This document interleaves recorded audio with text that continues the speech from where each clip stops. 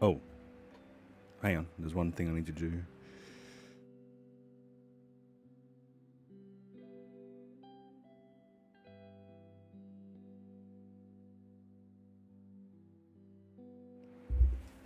Oh.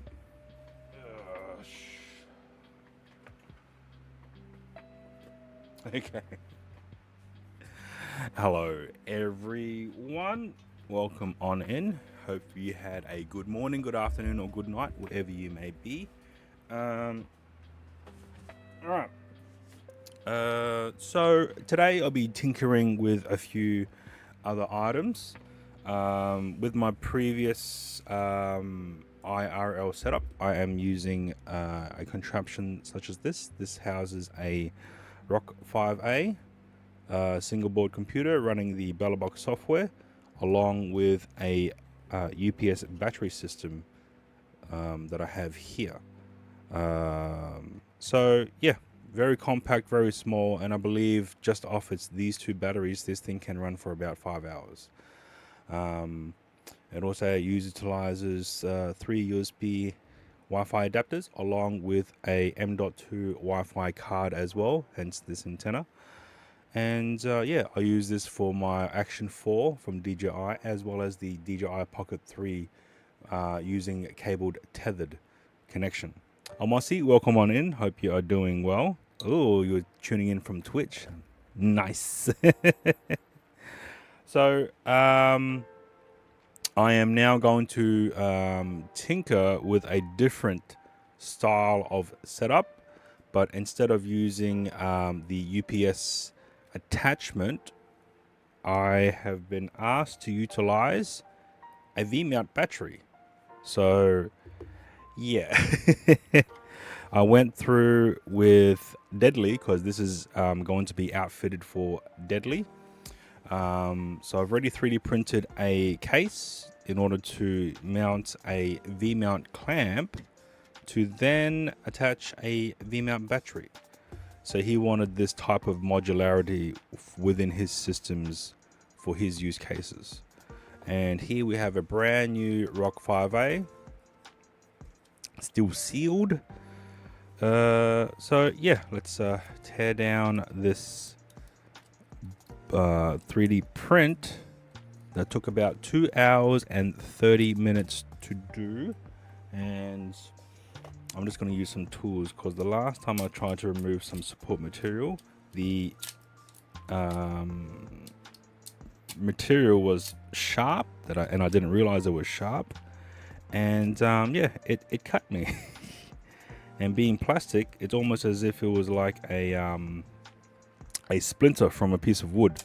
You can't use a magnet to remove it. You just physically have to use a pair of tweezers or something just to get that small thing out.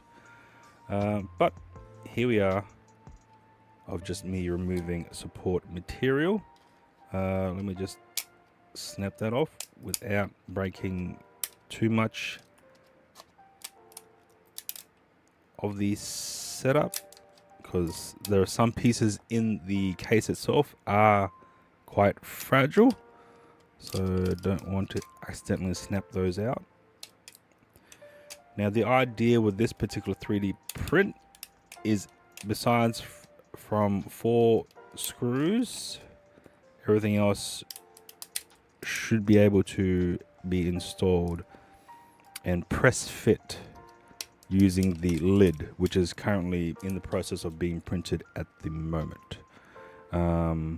So let me just quickly snap this without it. Oh, okay, good. 1, 2, and we have one more. This is probably gonna be hard to get to. Quite possibly, maybe. Oh, okay. And we just need to remove it. Okay. So essentially, this is the 3D printed case, or base case, to suit the Rock 5A.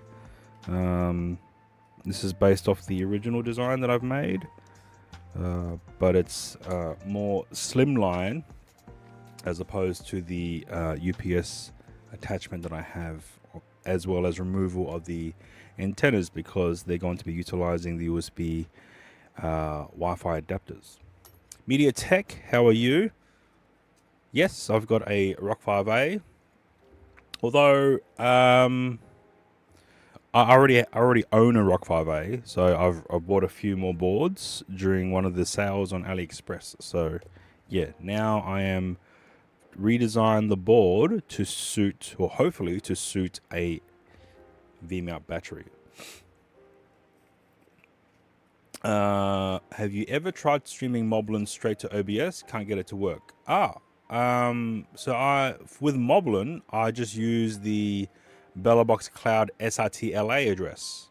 So it would be the same address that you use for your Orange Pi 5 Plus. You just use, instead of pushing to, you just use the SRT-LA address that you have with your BellaBox Cloud account, assuming you're still using that account. Because when using the BellaBox Cloud service, it still gives you the ability to do bonding, which is what you would need for IRL streaming.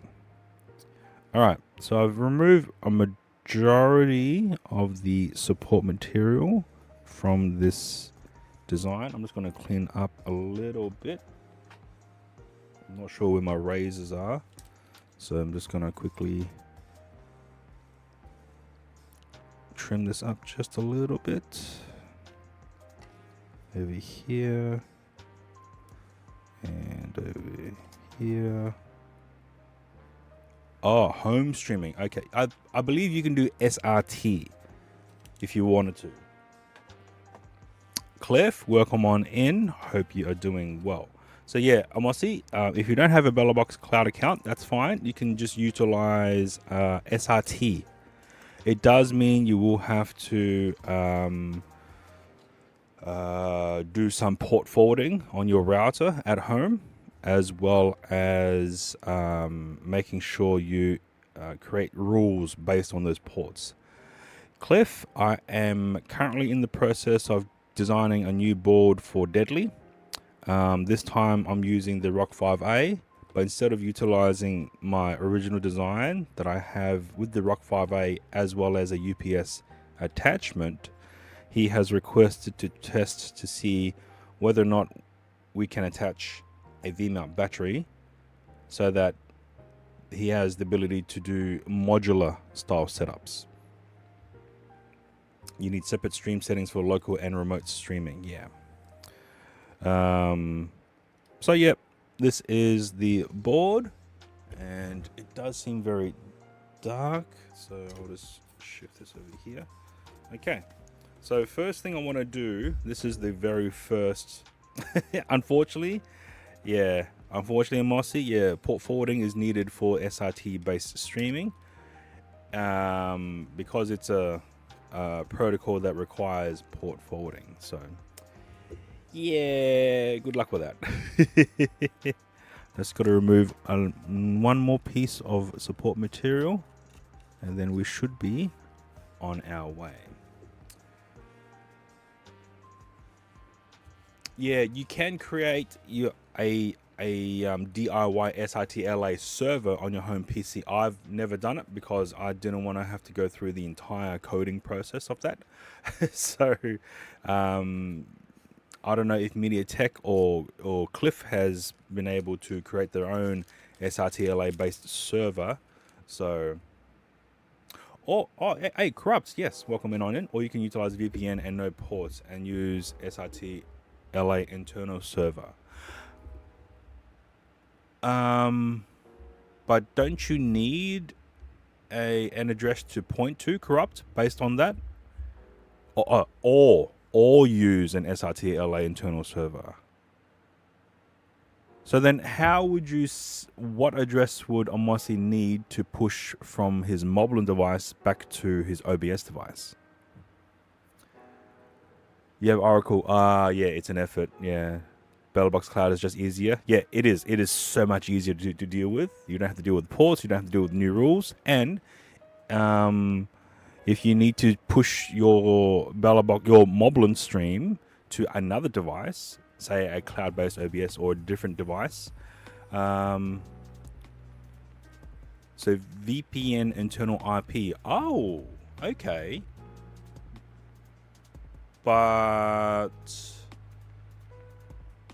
what? So the internal IP would be like 192.168.1.120, and then using Tailscale on both the home OBS PC and then installing Tailscale on the iPhone. Then the Moblin address to push to would be srt.//192.168.1.120, and then wouldn't you need to still dedicate a port, or no? Okay, so you use the Docker. Okay, my bad. My bad. All right. A lot of info just flying around. So yeah. So the SRT server Docker. Yeah, I am not familiar with that. So Mossy might need some help with that regard. So yeah. Yeah. All right. I just need to test out whether or not I've designed this with the correct alignment. So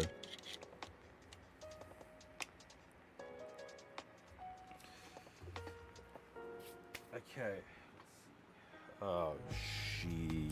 Okay, is it this one? Nope. This one? Nope. Okay. Oh, here it is. I didn't even pack it away.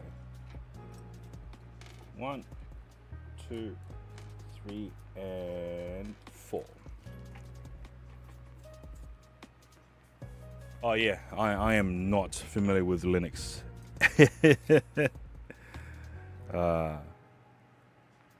So yeah, good luck, Amosi. Good luck for yourself, man. Ooh, okay, this might be a bit too tight, but it'll be good just to test to see if it is actually. Ooh, okay, we've got one in. Okay, let's do number 2. So I need to install this back bracket first, otherwise things won't work. Ooh, okay, we're getting some friction with the bottom screw. So I may be off by like a mil. Oh no, we got some. All right.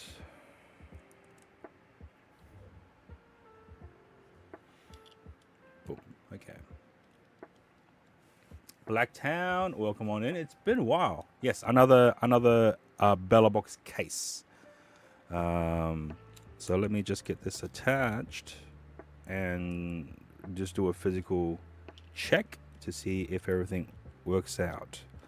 So I am building a case to suit another Rock 5A single board computer. This is purely only utilizing USB UVC cameras such as the DJI Action 4 or the DJI Pocket 3. So we're not, this is just, so no HDMI cameras at the present moment.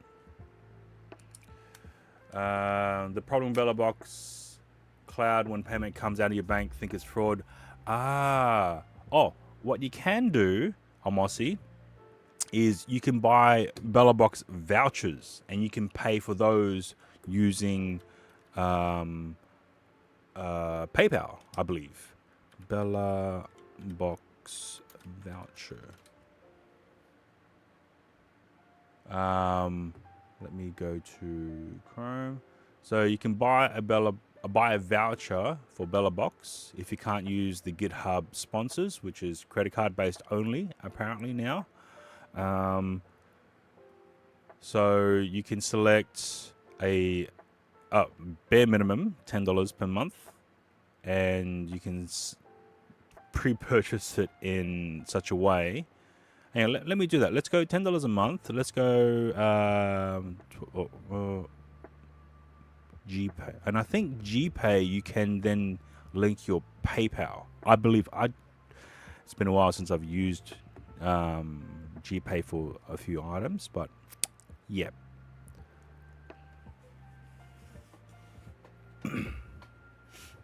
Oh, I am building a Bella Box encoder. So it's the exact same setup as my previous Rock 5A configuration, but instead of utilizing a UPS attachment or module, which is this, I've been tasked to try and attach a V-mount battery for modularity. So right now, I believe all my 3D modeling has paid off, as the back mounting plate is able to be attached and not too flimsy.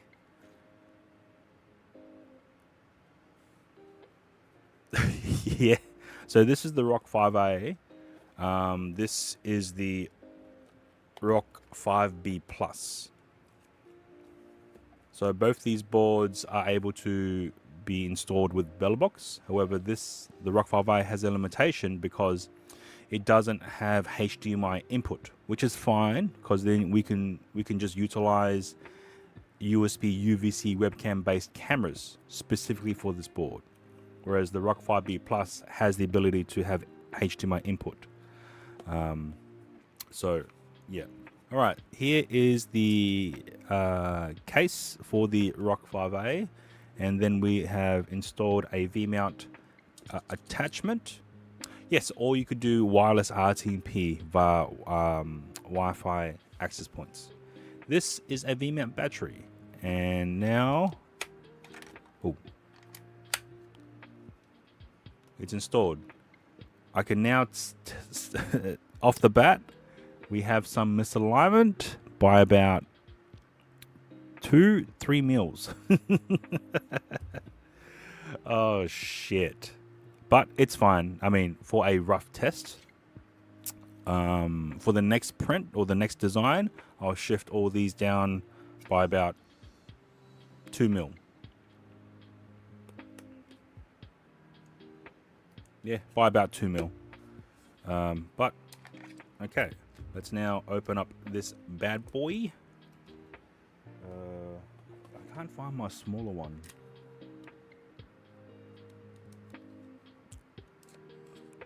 Ooh.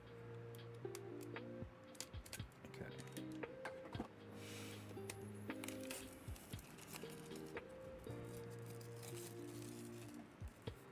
So I believe when I purchased this, it was about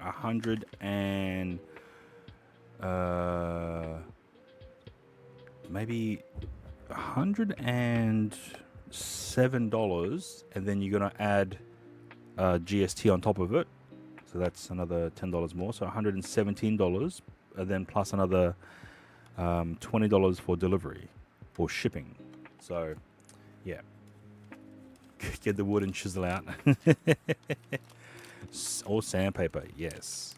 All right, this is the Rock 5A board. Yes, so the Rock 5A is considerably smaller than the Rock 5B Plus. I will pull out my Rock 5B Plus here. Let me just undo the screws. So another 3D printed design that was from Wolf One on printables that I have remixed to suit my needs, because the original design was actually another 10% larger. So I've remixed it to be a little bit more smaller. All right, let's see here. Okay, pop the lid off. Boom. You need that case. You want the... Yeah, I'll send it to you if you want, Corrupt. And this I bought, I believe, from J-Car or other electronics based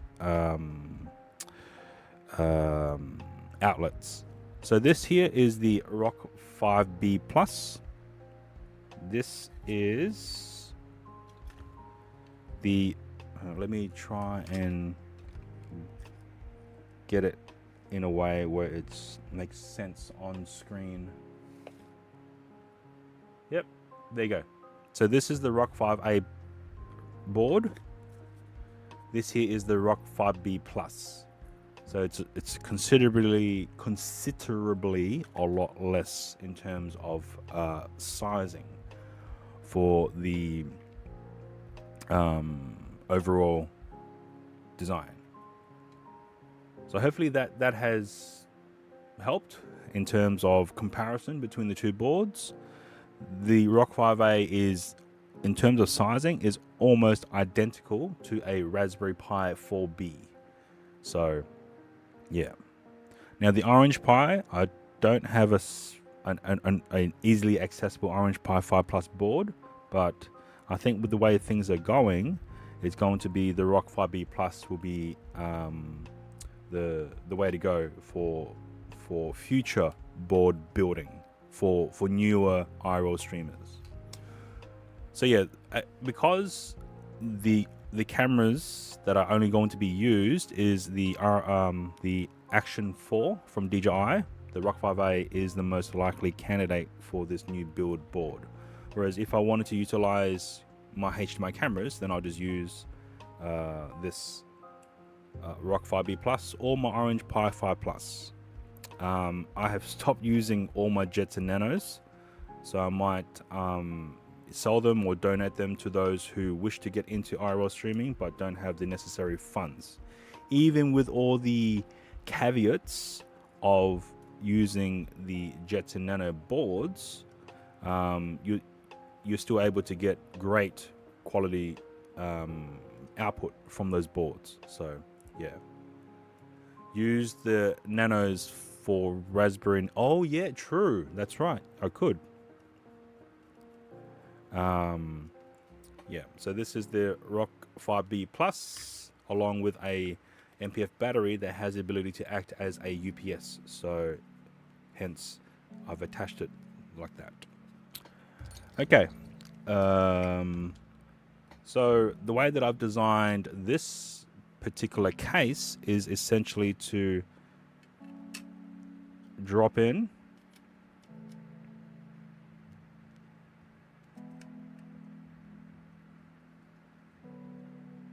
I said drop in. Okay, I know, I see why. Some of the posts, because I printed it in a vertical direction, they're not exactly circular. So I'm just going to do a bit of a trim.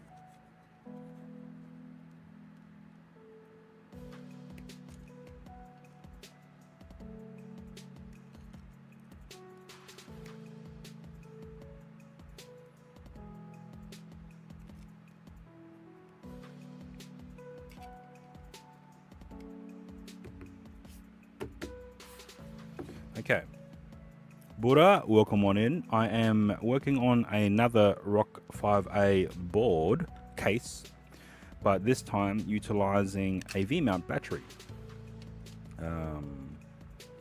because this board is actually being created for Deadly TTV, another IRL streamer here in Darwin.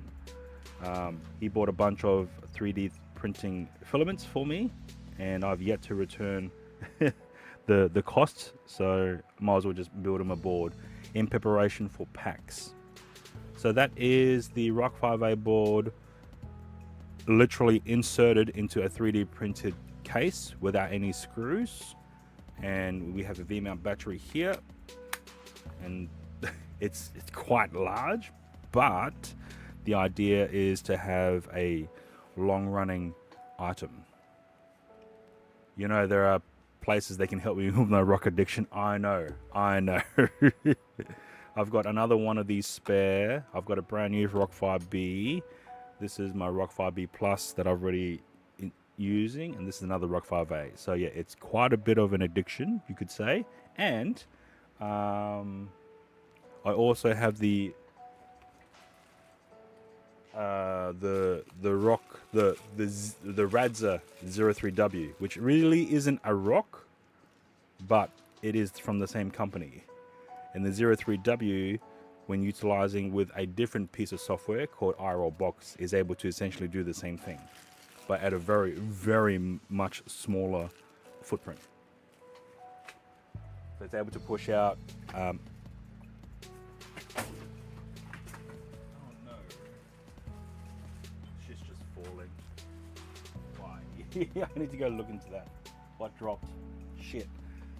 Oh, the 4GB version. The 4GB on any board is the bare minimum that's required for BellaBox to be ran on. Rand on. Yes. Sorry. English past tense. Yeah. Okay. So yeah, essentially this is what it looks like, and I have printed the lid, so I might look into that. And with the ability of detaching the VMM battery, you can then just utilize the board itself and just use a USB power bank to then run. But I will need to install, do I have any more? I don't know if I have any more.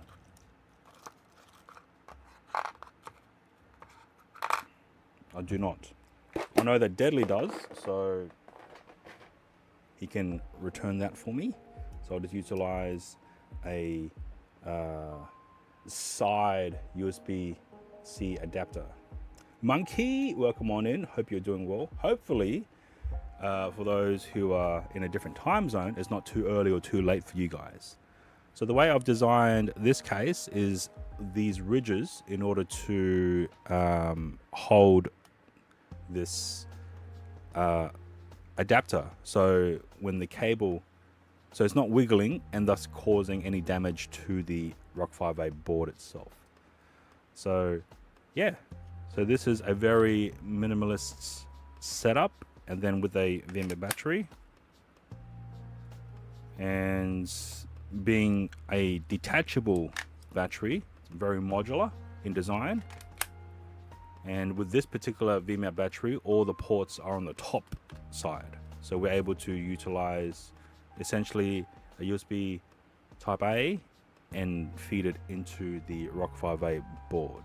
I don't have a fan at the moment. I mean, because Deadly has them. But what we can do is do a test run. So I have a full working Rock 5A board here, and I'll pinch the micro SD card. Okay, I need better tweezers. For real. Okay. Get this installed into this board, and it should be able to boot up and run the BellaBox software as if nothing's changed. Oh my god. Okay. This shouldn't be too much of a hassle, but it is. But you shouldn't be exchanging the SD card out that many times. So, yeah. All right, it's in there. It's inserted. There's no fans, unfortunately. So we will just not run this for too long. I will get a suitable cable. Just need to align this in a way where it's not causing too much of an issue. All right, it's powering on. It's blue, it's green. So it's now booting up. And now I'm just gonna quickly shift over all my USB Wi-Fi adapters into this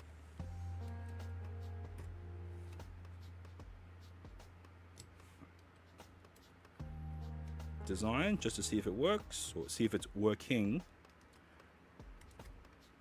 And yeah, we'll move on from that. All right, we have I assume a working Rock 5A. I will now boot up my BellaBox remote. See if it detects.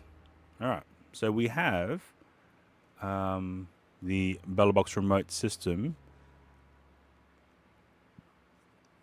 as from this board, because all the SD card retains the information of the Wi-Fi adapters credentials.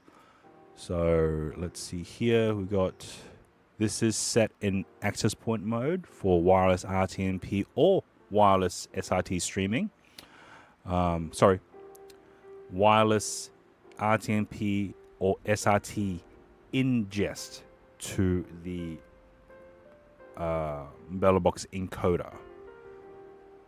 Then we have two separate Wi-Fi adapters. So that means we've got 1, 2, 3, and we have 1, 2, 3 items here.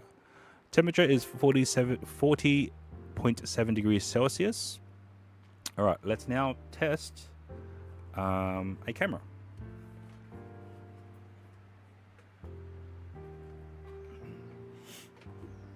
So this is the Action 4. We'll just boot that up. Now, the reason why we have this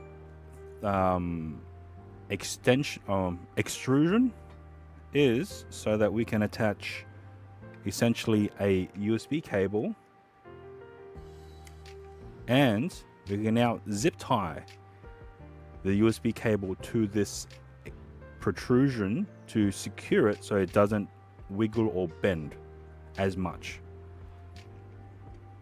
All right, we will now connect the Action 4 via this white USB cable.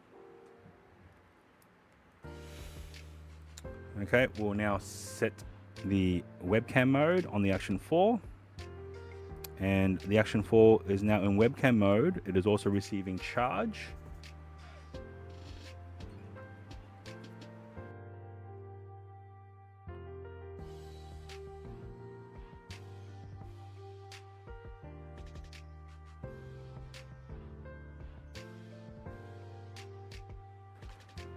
All right, so yep, we have connection via webcam. We also have power being received into the Action 4 from the Rock 5A.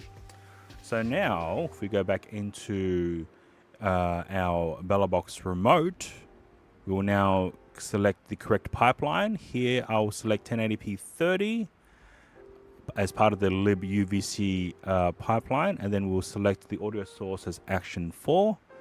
We will now make sure that we have 4,000 kilobits per second, and let's click start.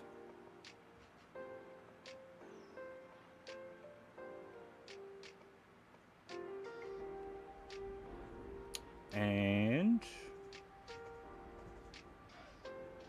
something should happen. Maybe not.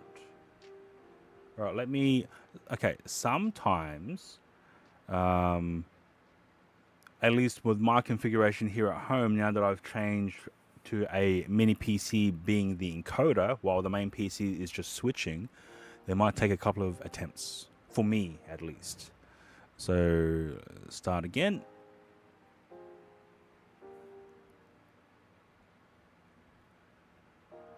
Let me switch, okay, there we go.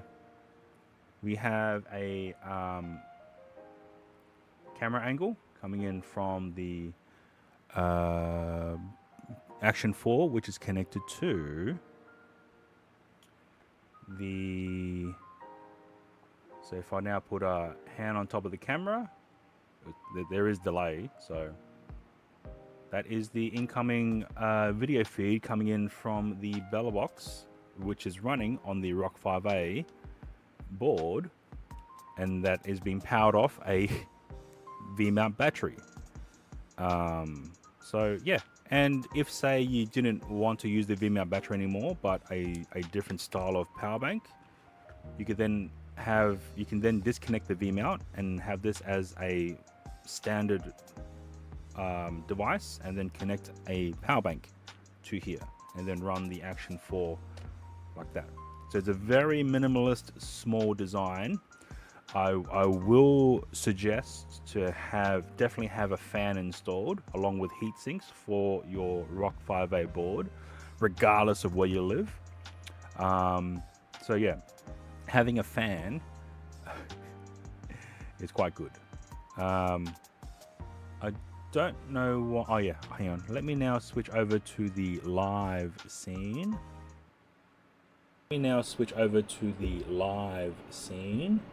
here is the other mic still on. So this here is.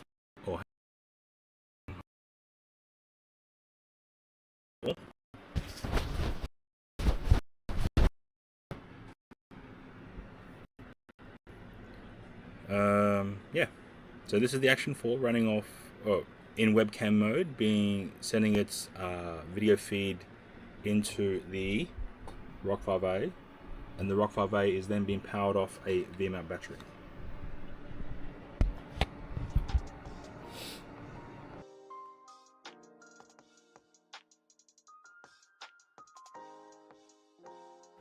All right, so there you go. That is a working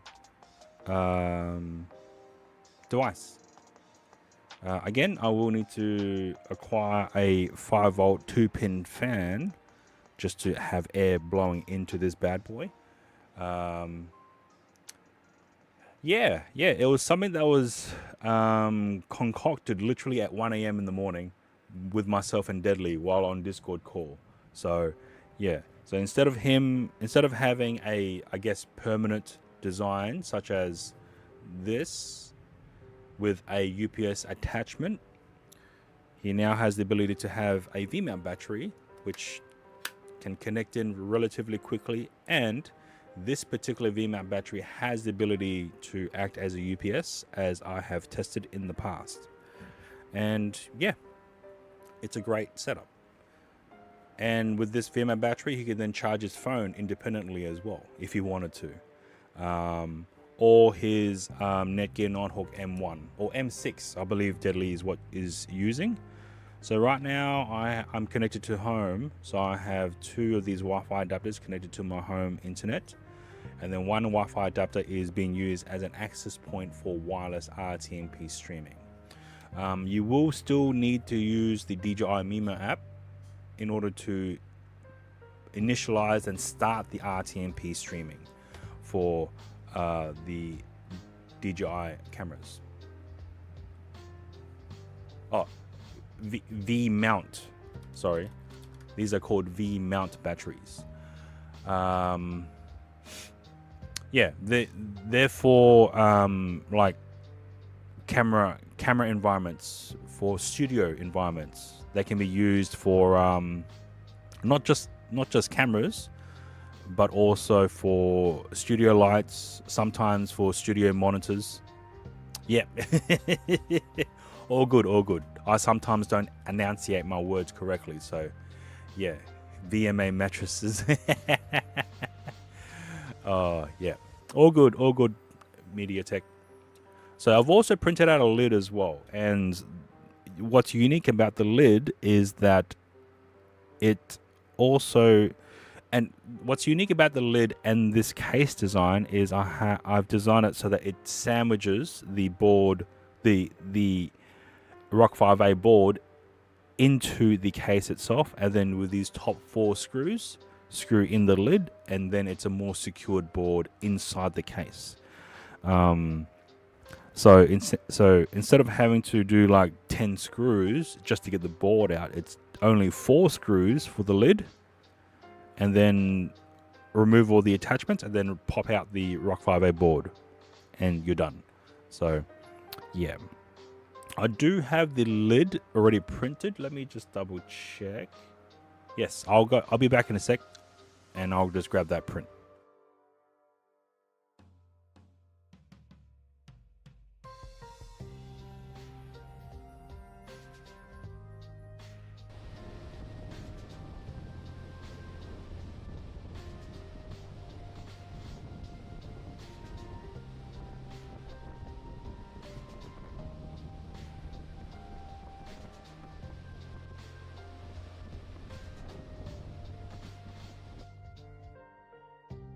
kinematic. So we need to push forward, raise,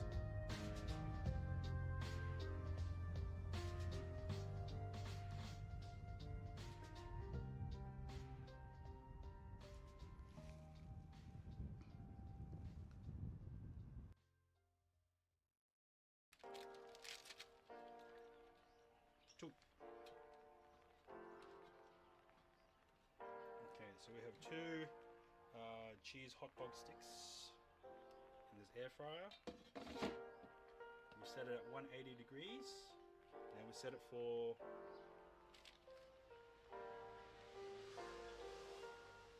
15 minutes. Alright, I've got the lid printed out.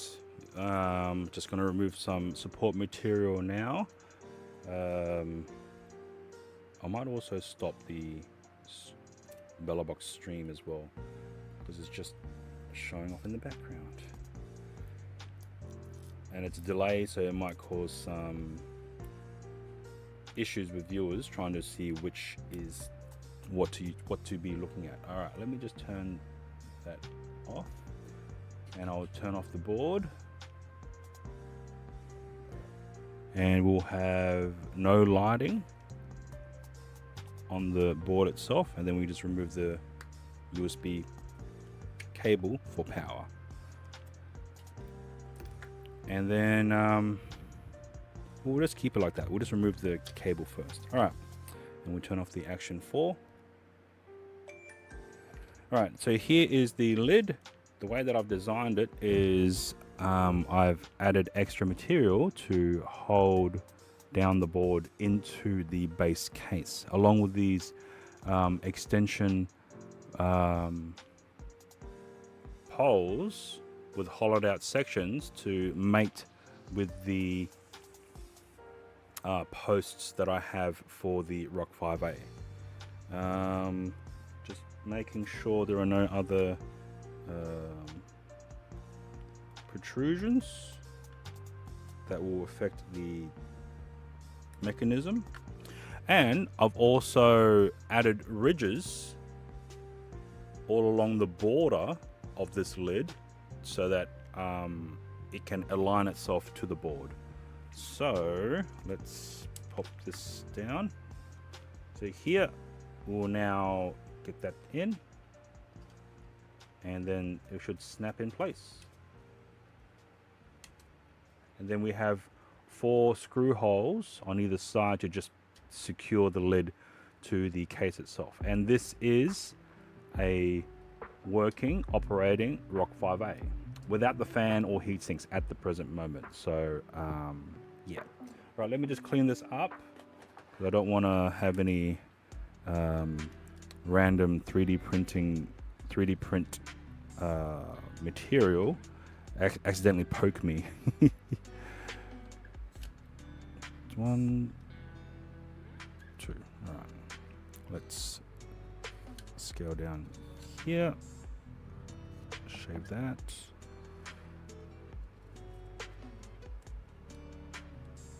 And that will reveal, hopefully. Oh, I need to, it feels a bit too sharp here. Yep, sharp here as well. Cool. Yeah.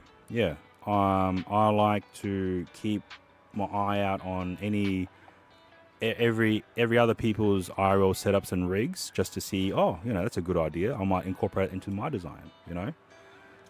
It's always interesting to see other people's creativity in this space, because it will be something that I would never have thought of, and it's like, oh, you know what, I could use that, or I could incorporate it into my design. But yeah, essentially this is the Rock 5A with the V-mount mounting bracket, and yeah, so it is still a bit wobbly. So I think what I have also done is added a piece of foam to maybe this section here to provide a piece of not spacer. I don't know what you would call it. Sponge, just to secure it a bit more. Even though it's not going anywhere, right? It's not going anywhere because it's all contained in this case. But it is nice to just have everything to be solid and in place. And then that would then install here, and that is it. Now I would prefer to utilize a Noctua fan because of how quiet they are, but we use what we can. So let's pop this open. There are no screws yet, so we can still remove it quite easily. I will now attempt to have some heat sinks installed when I can find them, and I know I've got them because I bagged them the other day.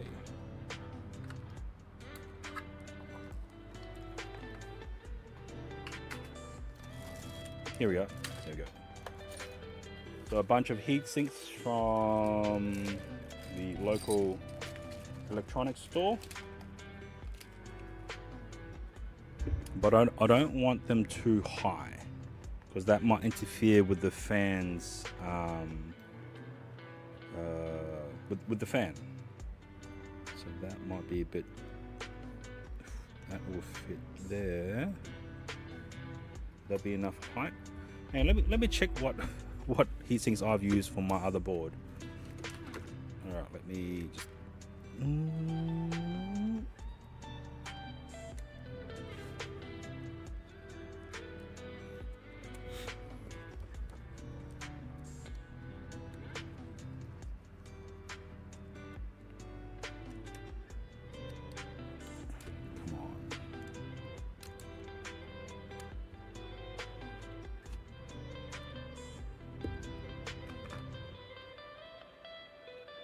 Oh, okay. I just had one massive one.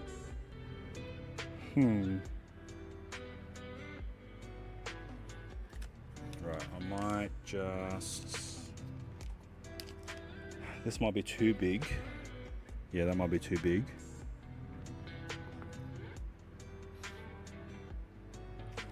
This is low profile as well. Yeah, let me just do that here. So plus minus.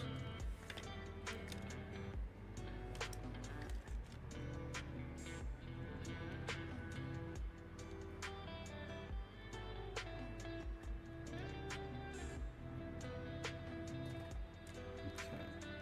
Just checking if this particular heatsink height is going to affect the fan when it's installed. It doesn't look like it. It's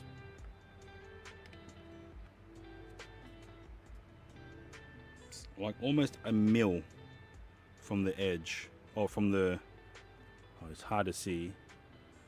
It's almost, yeah, it is. Yeah, no, I think, yeah, it's not allowing the lid to seat properly. Okay, all right, let's just utilize maybe the smaller heat sinks.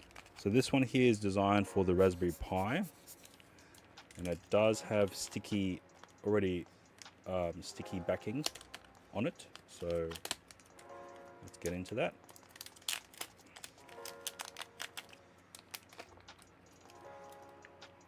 And we just lay it down here for now.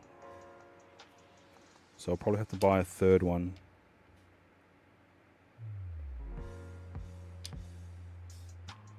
Yeah. Yep, I'll have to buy a third one.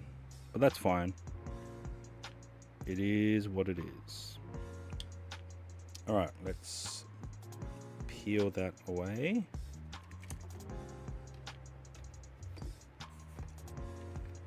Rock 5B.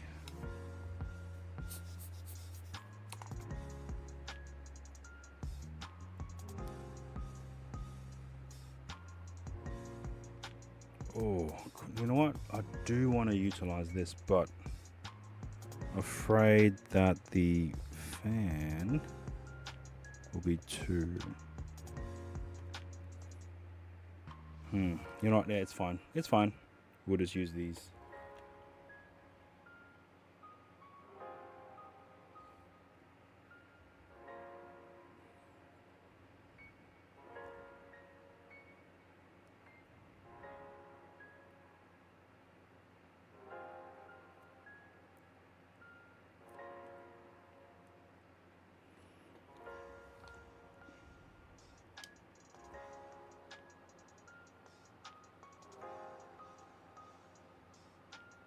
Apply a bit of pressure, not too much. Yeah, that's not even the same. It's not even the same height. Okay, right. Let's power on the Rock 5A and see if we have fan spin. All right, let's.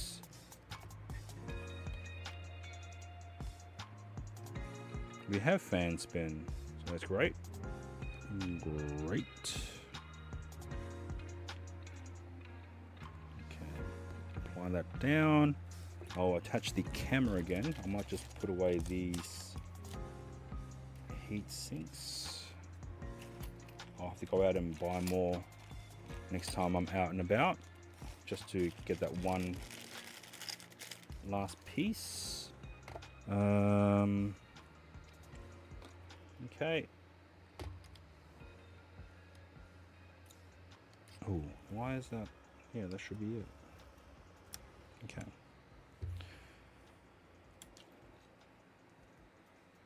Alright, so we are now running the Rock 5A with heat sinks and a fan. And we have a temperature reading of the internal chip to be reading at 37 degrees Celsius. So that's not bad.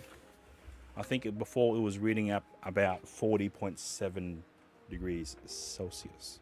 So if we go to BB sensor, should spit out. All right, so that is what the internal temperature of the Rock 5A is at the moment. Let's now power on the Action 4 and do a quick stream. So what I dislike in comparison to the Pocket 3, what I dislike about the Action 4 is that we have to physically touch the webcam mode in order to switch over to webcam mode. Whereas the Pocket 3, there's a countdown of about 3 seconds before it automatically switches over to webcam mode. So bit of a different situation for both boards, but here we are. All right, I'm going to start the BellaBox stream from the Action 4 to the BellaBox Cloud, and we'll see if it pops up. All right, it does. And this here is the Rock 5A with the BellaBox software connected to a V-mount battery, which is just utilizing the USB port of this V-mount battery. And we have an Action 4 being used as the camera by USB tether. And yeah, and with this V-mount clamp, we have the ability to disconnect the V-mount battery and just use a power bank in its stead in the future. So yeah, let me see here.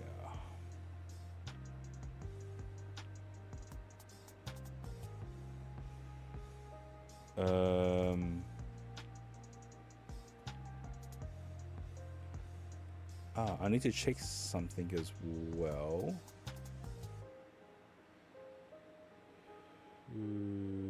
Oh wow, there's a few people. There's a few people on as well, so that's good. Yeah. So we'll just keep this operating for about another 5 to 10 minutes. Because the last time I encoded using the Rock 5A about 10 minutes ago, the internal temperature reached about 59 or maybe 50 degrees Celsius. So right now we are seeing a temperature of about 41 degrees Celsius. So that's not bad. Not bad at all. Okay.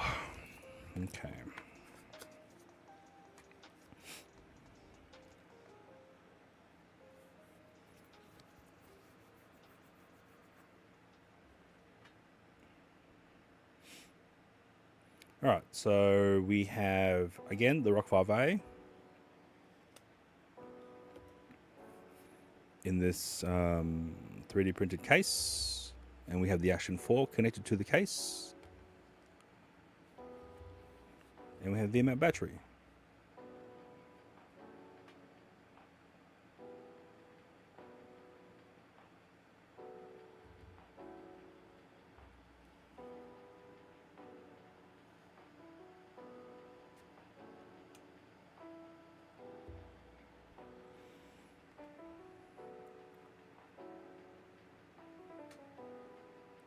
All right, we've got ads on, so let me just quickly switch to BellaBox Cloud.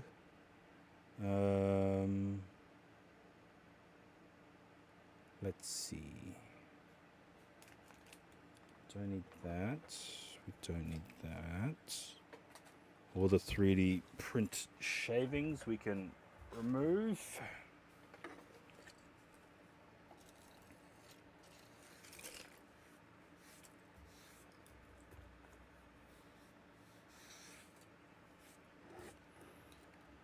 Yup. Yup.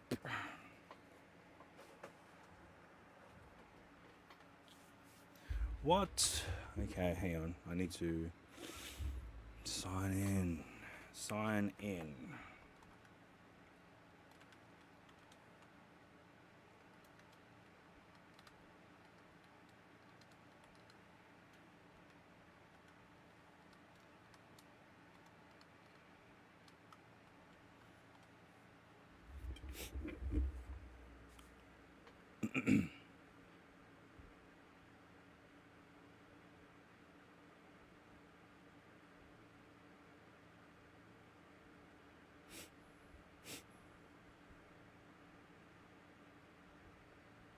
Oh, ads are completed. All right, let me head back to here. All right, ads should be completed. So thank you for sticking around, staying on in. Oh. At the moment, I think I could. Yeah, if I do that, I'm just rearranging the desk just a little bit.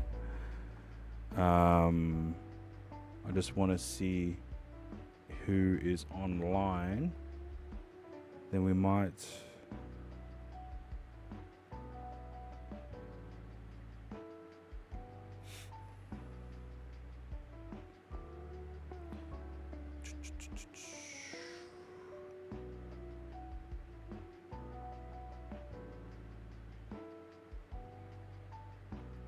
And check the board. Oh, we're averaging 41.6 degrees Celsius, which is a lot better than 50 degrees Celsius from the last time I looked at the temperatures.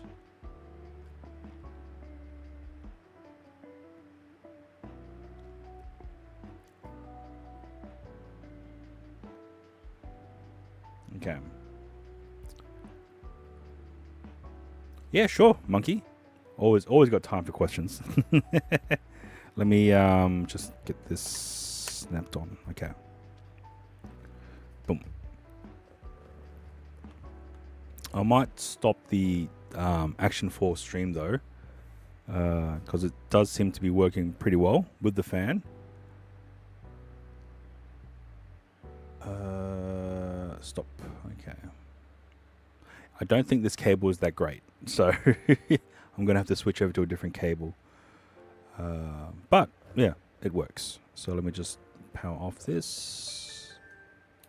I'll check if there's any updates. Nope. Okay. Power off.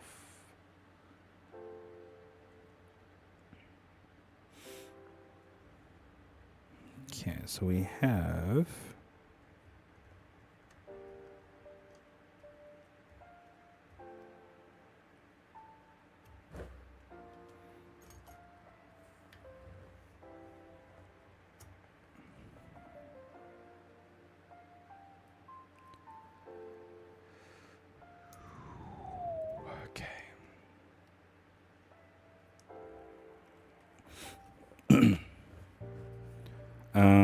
So we need one more heatsink,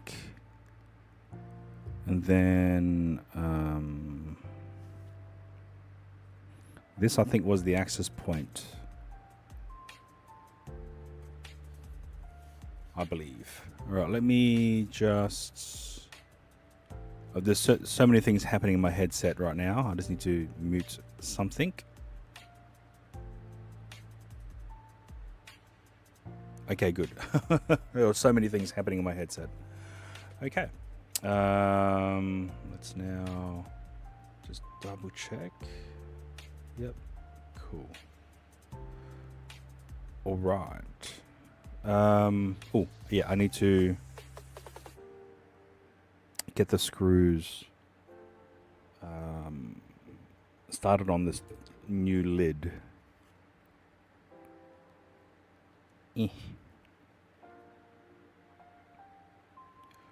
What have you found that you like for an RTT offline value? Ooh.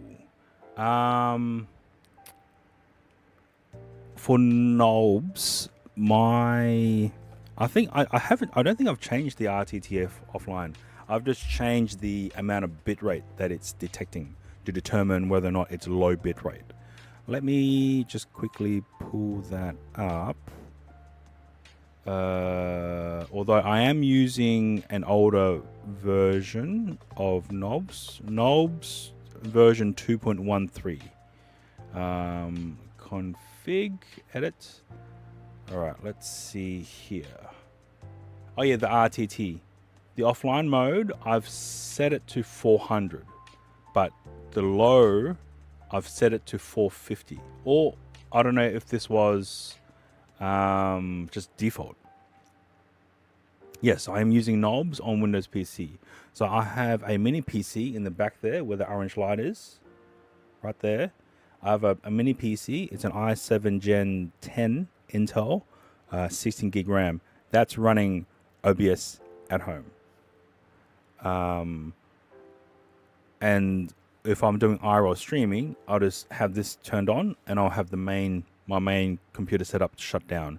That way, then I'm just utilizing hopefully minimal electricity when powering that mini PC. So then I'm just pushing the Bellabox Cloud stream to this OBS on this mini PC, and then this mini PC is pushing to Restream, which is then pushing to both Twitch and YouTube at the same time. In your version of knobs, do you specifically have? I have low, RTT, and a third one offline.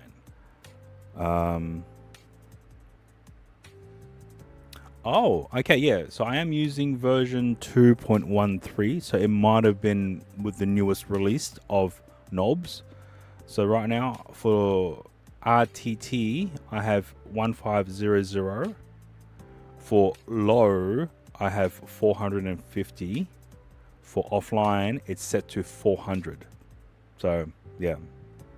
King Pin, welcome on in. Hope you're doing well. I love that emoji, that emote from Mojo Jojo. Sounds like a good setup. You have an Intel i7 N100 PC, pushing to Bellabox, which is a cloud service, which is Scribe service, yeah, or Restream. So Restream at the moment is free if you're pushing to 2 destinations. If you want a third destination, my fingers just jumped out, then you need to pay the subscription. Although I've been informed by other users within the stream that if you use a service called Meld Studio, you have the ability to push to up to 5 destinations, all for free. And I believe from what I've read in some of the documentation online, Meld Studio has the ability to apply a disconnect protection timer. So the problem at the moment with the Restream, if my home PC suffers an internet dropout, it will Restream will detect it as an end of stream and then closes down both Twitch and the YouTube streams. So in the previous setup, when I'd come home from RL streaming, I would purposefully disconnect the internet from the mini PC, and then on my main PC push start streaming on OBS in order to reinstigate the stream to Twitch. But now when utilizing Restream, that disconnect time frame isn't there anymore. So if there's anything that were to happen on my home internet here, it would unfortunately causes the disconnect to happen on Restream, which then subsequently stops the stream for both Twitch and YouTube. So yeah, I'm still working my head around that. He was chatting with the guys at Mel Studio. Hopefully, so Restream does have the ability to ingest SRT directly, but that's a paid service. I haven't touched Meld. I've just looked into it at the present moment because I don't know if I should or shouldn't start streaming to Kick. I've already signed up and created an account under the Memat4D name, so at least that's not going to be get taken. So that's okay. But I'm happy with Twitch, as well as YouTube. We have a few comments coming in from YouTube, so that's fine. It's not as big. Absolutely fine, you know, no dramas there. Most of the community is all Twitch based anyway, so I appreciate everyone being here. So yeah, you have a self-hosted streaming solution. There are quite a few out there actually. The latest one has been playing around with SORYNX. Oh wow, okay. Is that a paid service? And the only reason why I'm pushing a multi-stream to Restream is because my home internet doesn't have the greatest speeds at all. It could barely push to Twitch at 5,000 kilobits per second from the home PC. So that's the reason why I've been pushing to Restream in order to push to both Twitch and YouTube platforms. It's free. You just self-focus on your own computer and allows you to stream as many platforms as you want. Oh, wow. Okay. No worries. Oh, yeah. Twitch text-to-speech is always a bit finicky, especially when speaking. So, yeah. All good. Thank you, MediaTek. Oh, by the way, from the last time we had the discussion in regards to Video Ninja app on the Android, I wasn't able to utilize USB UVC on the Android device using a capture device. So I wasn't able to push a HDMI based camera utilizing the Video Ninja protocols on the Android app. So yeah. Yeah. All right. So this is the 3D model of the new design that I have created based on utilizing the V-mount battery setups. So I will have to make some adjustments here to shift it down at least 2 mil so that the V-mount battery is actually in line with the base of the Rock 5A board. Right now it is offset by about 2 mil, so it does stand. I don't think it's an issue, but some people are quite unique in terms of their setup, so yeah, we'll see. And that is the board with a couple of heat sinks. I will have to look for more Wi-Fi adapters. So I've got one spare. So these adapters and this SD card is actually for my main Rock 5A device. This here is to be given to Deadly. So we'll have to replace one of the USB adapters, and I do believe I have a spare older USB adapter that I could give away or loan out. This though, I want returned. I know that Deadly has quite a few of these, so we can do an exchange. SD card, we'll probably get an SD card just downloaded with the most recent Rock 5A image from the BellaBox software. So with the BellaBox software. And this is always a unique situation to try and reinsert the micro SD card. So you think Steve has updated the Android app since? Then you would actually check on Discord server. You believe iOS app still doesn't have external camera support. Okay, cool. I might give that another crack then, just to see if we're able to push in a HDMI based camera into the Video Ninja environment using an Android device. Yeah, okay. We'll just quickly get some screws installed just so that we have a fully enclosed case. All right, let me find some screws.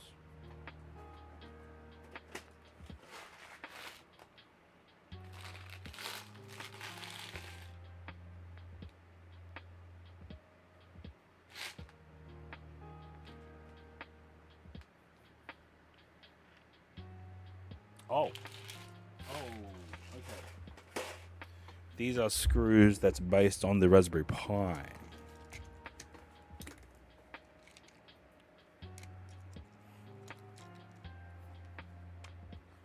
Ah, okay. Yeah. Because on the Android app, at least on one of the other previous versions of the Video Ninja's app, it does have the ability to add HDMI cameras. Or, sorry, not HDMI cameras. It has the ability to add USB cameras.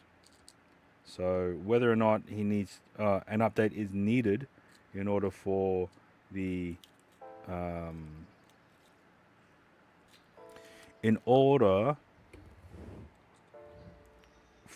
app to recognize a few of the different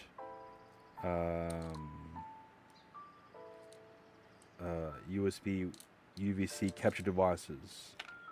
So, all right, we've got maybe just a few random screws here, so we'll just utilize those for the time being. We could probably get away with 2. So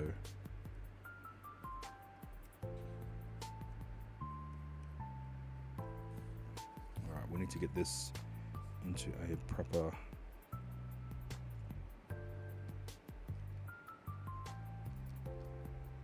straight.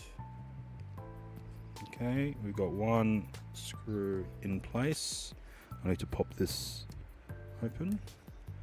We'll use another screw here.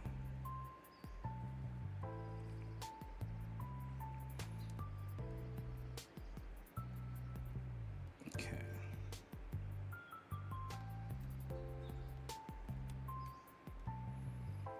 So the first time I'm using a screw on a 3D printed slot, it will be a bit tough, but over time it should be a bit more easier to apply. Okay, unfortunately I don't have enough of the same screws laying around, so gonna have to make do. Okay, apply.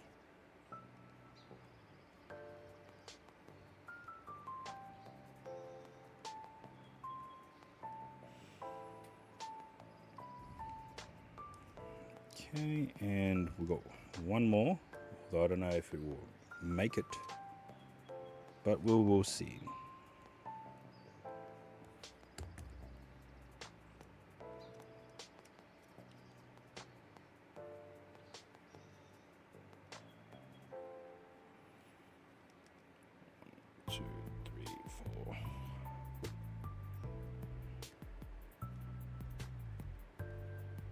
Okay, so we have 4 screws for the lid.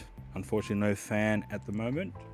I will look around for an SD card so we can get a clear Box image installed.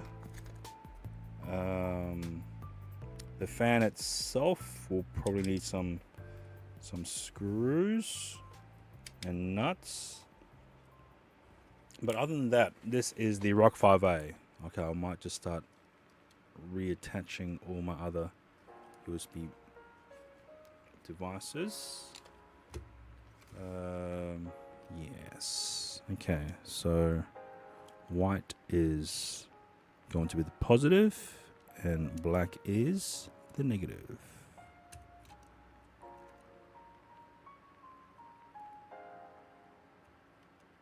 Oh.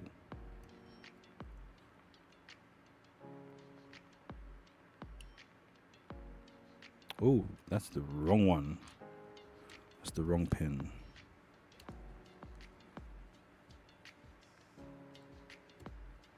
Okay, that is it.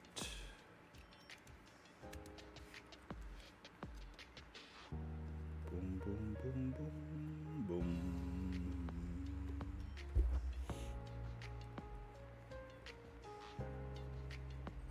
It's strange because MediaTek's chat isn't actually showing up on screen.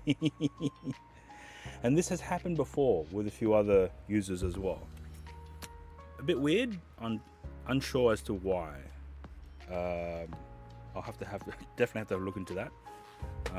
But I need to just quickly. Oh, keyboard's turned off. Why?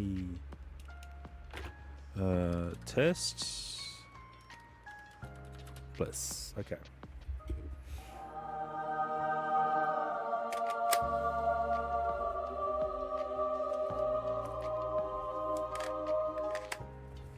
Alright, I need to remove the USB adapters.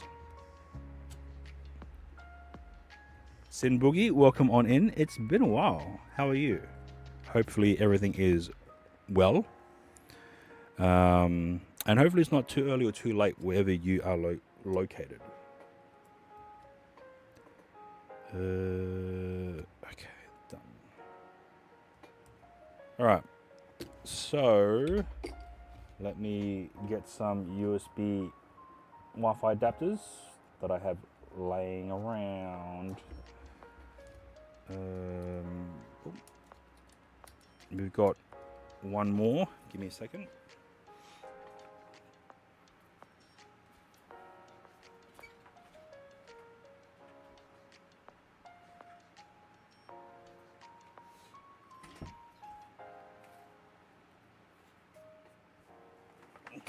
We've got another USB. Living the roller coaster of life. Oh wow. Hopefully everything's okay for you. I'm okay. I'm good. I'm doing okay. So yeah. I'm doing okay. And I hope everyone else, given their situation around the world, is also doing okay as well. Okay, for those who are interested in terms of Wi-Fi adapters, USB adapters to use with your Box setups, make sure the Wi-Fi USB adapter is compatible with Linux. Or at the very least, compatible with both Windows and Mac. Yes, we're all doing our best. Yes, of course. Of course. Weekman! Welcome on in. I'm just... For such a small item, such a large packaging.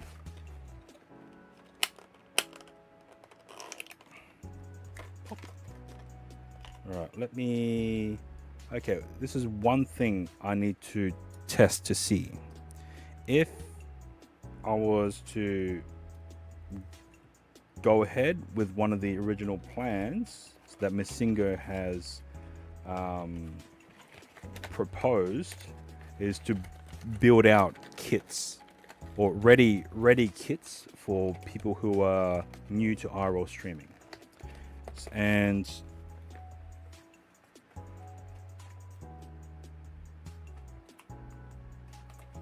so not everyone has access to a Netgear Nighthawk M1 or even access to a Ethernet cable, so it seems. All right, as advanced as some of us are in terms of tinkering, not everyone has the ability to connect to a router via an Ethernet cable, which is a bit of a unique situation. I've read some stories on one of the BellaBox communities, discords, that's when some people who have already purchased all these items, but then once they've installed the SD card with the BellaBox software, then they're unable to actually connect to a network. So how would you go about in terms of that type of setup? So I'm thinking, if I have already pre-configured one of these USB adapters to act as an access point, could you then configure the board wirelessly without the initialization from a network adapter or cable? People can order from you. It will be perfect. You pay monkey bananas for some protection money. Yes, protection. So yeah, for those who've just tuned in, this is one of the new Rock 5A boards that I am creating for Deadly TTV. This is my original board that I'm still using. It has an integrated UPS battery module inside of it. But what Deadly TTV has requested is the ability to add, to be modular, and to have the ability to add a V-mount battery with USB ports to provide power to the Rock 5A. And this is essentially it. This is the Rock 5A in a 3D printed case with a V-mount V-mount lock to mount a V-mount battery, or have the ability to disconnect the battery and utilize this with a power bank and just connect to the USB cable. And that's it. That is entirely it for this type of setup, is modularity. Whereas this has the integrated battery. So yeah, that doesn't need to happen. It would be the perfect monkey business. What's all this monkey business? All right, let me look for a SD card. We need, these are quite big. 128 gig, 128 gig. What's this one then? 256 gig. Why is it flipped around? Does that mean I haven't copied stuff over? Damn. Okay. Right, let me check if we have other SD cards that we could use for the BellaBox setups. So what's this one? This one I think is a 64 gig. You know what? We can use this. We can use this for the time being, and then Deadly can pay me back. So I'm just getting the board ready for Deadly for the purpose of PAX. Given that PAX is in a convention center, and if you have ever attempted to stream in a convention center of any location, reception is shit, internet is shit, and there's going to be quite a few disconnects for sure. So this setup is to hopefully, so then he can switch from his Moblin setup using an iPhone to this and have it as a tethered connection to his camera. So that's is the entire point of this setup. Okay, let me check here. Doesn't seem to be anything on this SD card. Great. All right, format complete. Let me now check the BellaBox.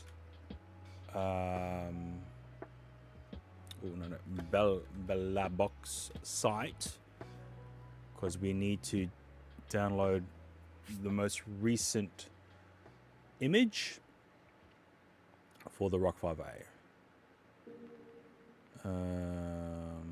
this here is for micro SD card. Download. Okay, so we're now currently downloading the image for the Rock 5A, and I don't know if they have updated this in a while. Let me check my software folder. 22B0066. Oh yeah, no, I already got this. All right, let me just cancel that. All right, let me extract this. Okay, I'm just extracting the Rock 5A image, the BellaBox image, and then I'll boot up Balana Etcher, which is a software which mounts the image to a dedicated SD card. So let me just switch first from, or not from URL, from file, desktop, new folder, software, Rock 5A. All right, so I'm just going to select the image that I've already extracted from the zip file. I'll now select the 64GB SD card, and now we'll start flashing. Oh, and this will this will take a few minutes, apparently 1 minute and 30 seconds. It's best to use a fast micro SD card, preferably a class 10. And yeah, we'll get that installed. Now, again, I have the Rock 5A with 2 USB Wi-Fi adapters that are essentially brand new, and I will now insert a Wi-Fi adapter that has been configured to access point mode.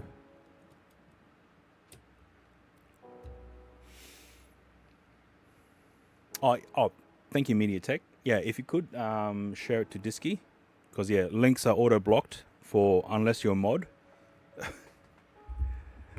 So yeah, thank you. Yeah, no, it'll be interesting to see that multi-stream link and see if I can utilize that within my setup. I don't know if I want to. I don't know if I want to stream to Kick, right?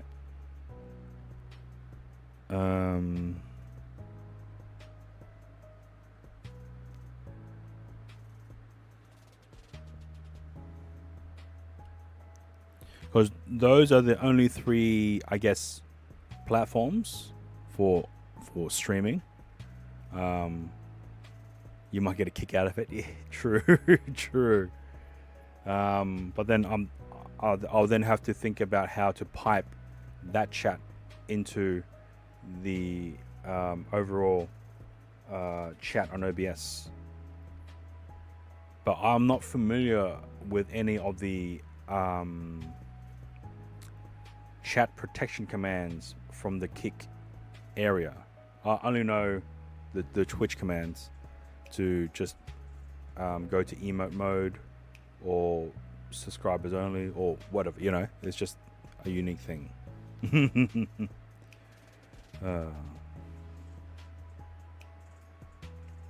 Yeah, I need to research, or just turn off chat entirely on the Kick platform. It's, yeah, but then if people are watching it from Kick, they want to chat using Kick. So all right, it looks as though we have finished the flashing of the BellaBox image for the Rock 5A. So I will now have the micro SD card, which has the BellaBox software specific for the Rock 5A. Let's now carefully insert this SD card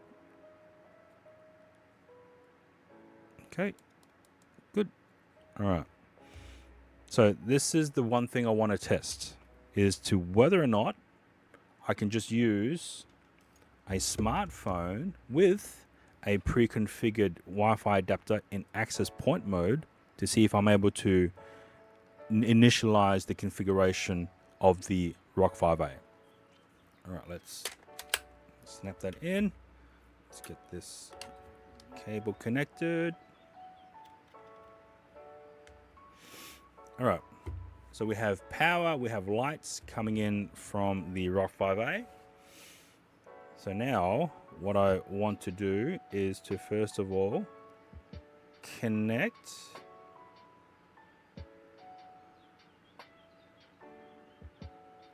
my smartphone to the access point of this adapter. If it actually shows up.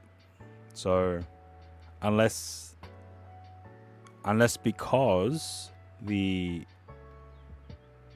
it's a new SD card, it may not have remembered the configuration of the Wi-Fi adapter in access point mode.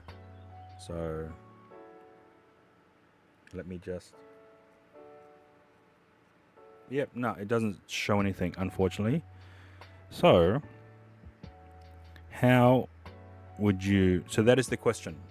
How would you configure a pre-designed, pre-assembled device without the ability to connect via Ethernet connection? So that is the question here.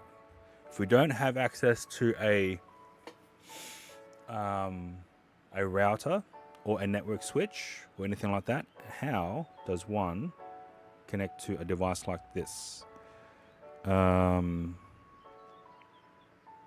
I've done it before, but I think I've utilized a secondary phone.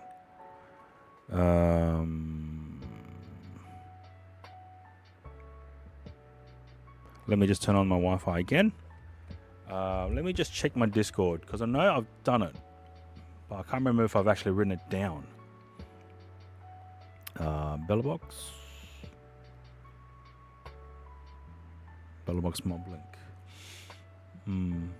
Doesn't seem like I've done that. Nope, I don't see the access point showing up yet at the moment. So right now we have a Rock 5A with the Bellabox software, but no way to actually start the initialization of the configuration for the Bellabox settings. So how do we do that? Okay, let me switch my phone to hotspot mode, but connected via USB.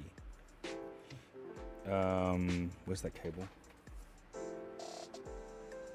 Did I? Oh no, it's under here.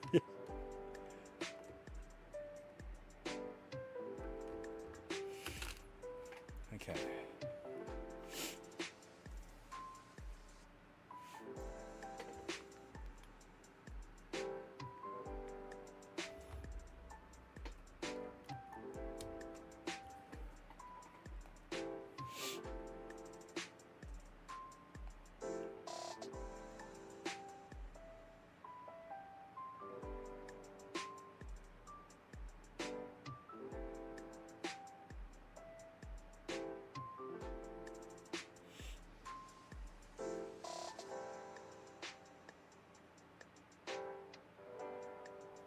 So how do I make USB tether for the... Okay, yep, I've selected USB tether on my smartphone.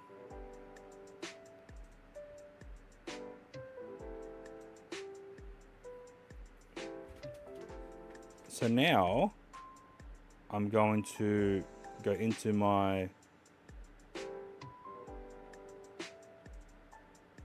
I'm now going to turn off Wi-Fi. think that makes sense, right? So there's no Wi-Fi on my smartphone, and my smartphone is in USB tethering mode to the Rock 5A. Well, that's getting a bit warm. And it's not too hot where it's melting.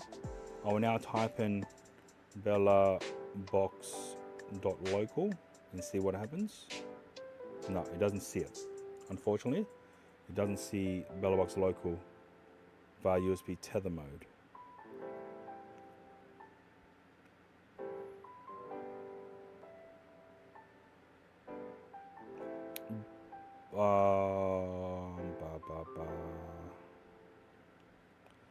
Alright, so I will use another smartphone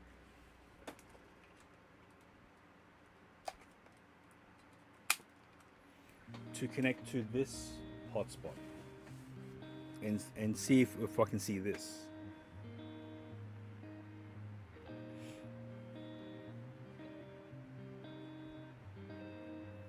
S21. Okay, let's now open up Chrome. Let's type in bellabox.local. Still can't see it. I'm pretty sure that's the address. Olivier, welcome in. Hope you're doing well. Just doing some tinkering at the moment and trying to see if I'm able to get this pre-configured to a point where users can configure their BellaBox without the need of a network, or if there is no ability to access a network cable.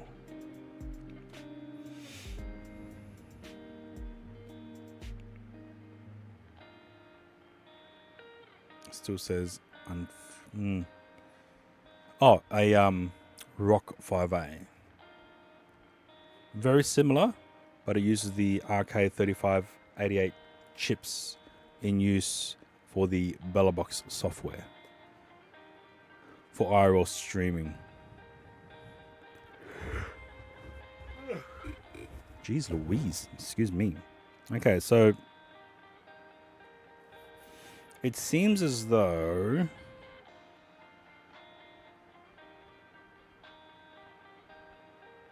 how do we access 192? Yeah, it's I think it's been almost a year and a half since the BellaBox is available on a multitude of boards. The Orange Pi 5 Plus is one of those boards.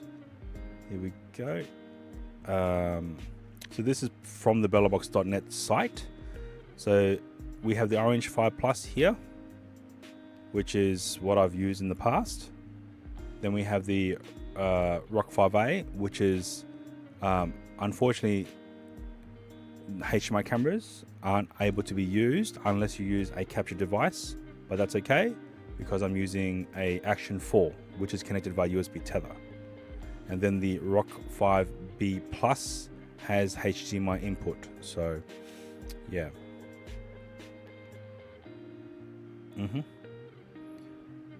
All right. I've done it before. I can't remember how I did it. I was able to connect into the Rock 5A without the need of a physical network cable and done everything wireless. Okay, let me...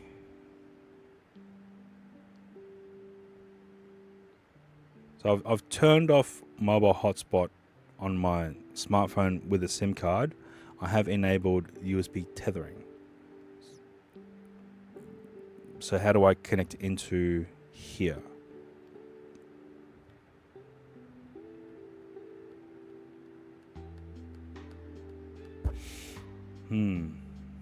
Okay, let me I just want to check to see if the BellaBox.local is the correct website to access. So I will plug in a network cable.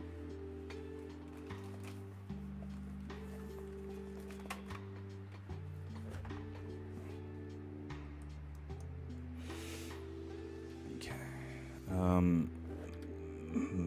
BellaBox.local.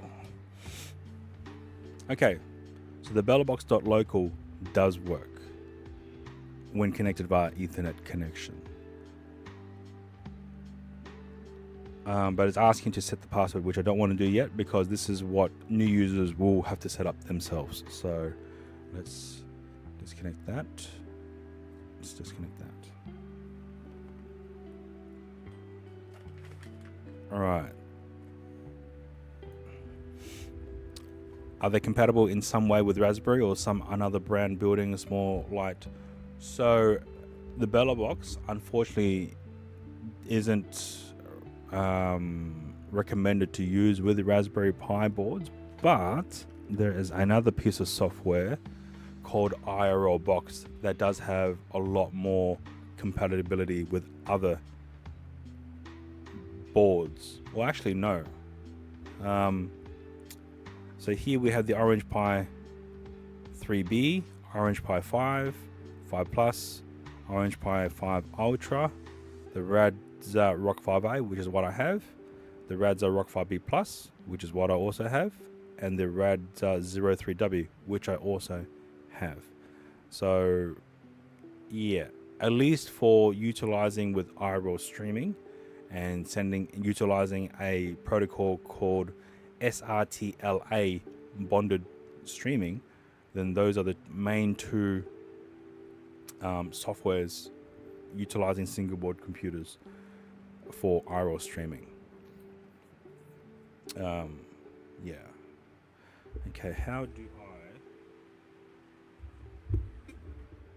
you think that's probably true. That's probably why it's not being recommended to use. Yes, the Raspberry Pi 5 or variants of the Raspberry Pi range doesn't have the necessary video encoding hardware in order to ingest the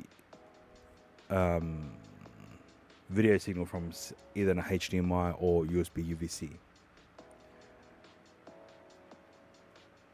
So the 4 was, but at a lower resolution.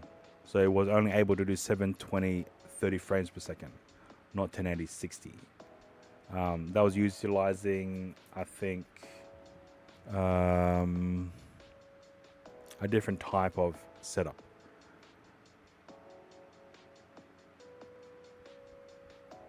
Okay. So, question. How do we access the BellaBox software without the ability to use a network cable? And I've done it before, and I cannot remember how I've done it. And I wasn't able to utilize. So these are for users who only have a phone. If they're renting an apartment and they don't have access to connect to a network cable, how? There is one way that I have done it before.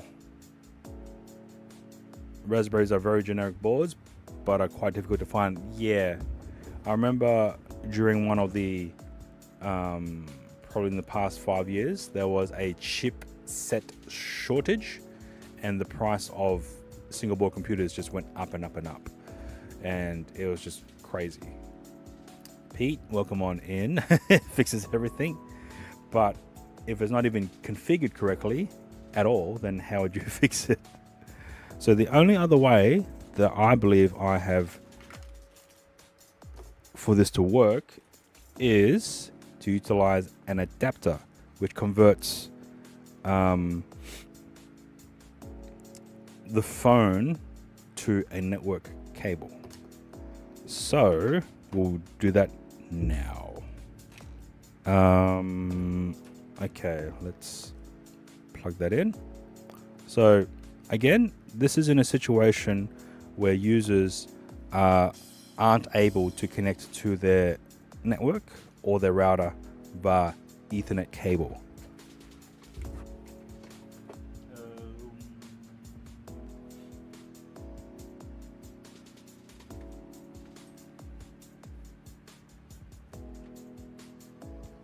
Right, I need a network cable, which for some strange reason I never have in front of me, like just a short one for tabletop testing. Every time.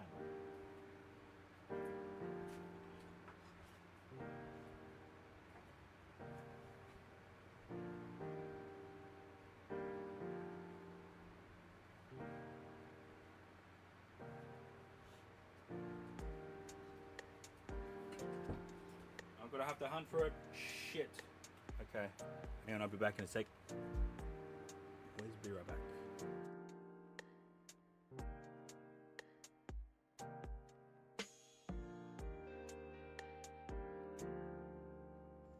Oh, look, there's a cow. Do you know what that reminds me of? Boy, please do your milk challenge. Thank you. Yes.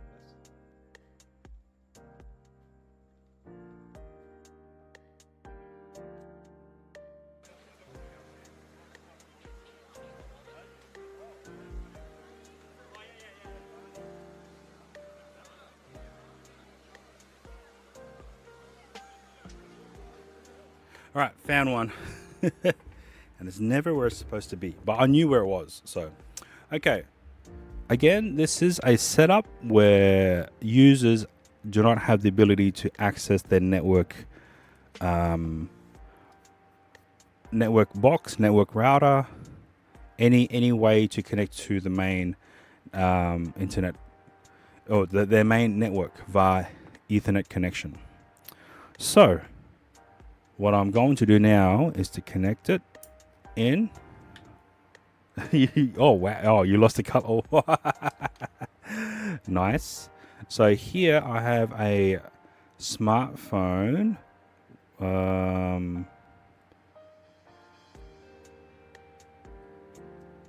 With a 4G SIM card or 5G SIM card installed already. So it has internet connection. Right now, we just need to connect this cable to this adapter. Good golly. Okay. And now I'll enable tethering, Ethernet tethering. So let's do that. Okay, it just grayed out. Son of a bitch. It just grayed out. Let me... Yeah, it's grayed out. I can't... Oh my goodness. Oh, okay. It popped out. Let me just reshove this back in again. Okay. So it's my fault. The adapter popped out of the phone socket. All right. We have Ethernet tethering and we're connected. So what I want to do now is to see if I'm able to access the BellaBox local page. Okay. Doesn't seem. How dare you? How dare you? Do I need to turn on mobile tethering though, or no?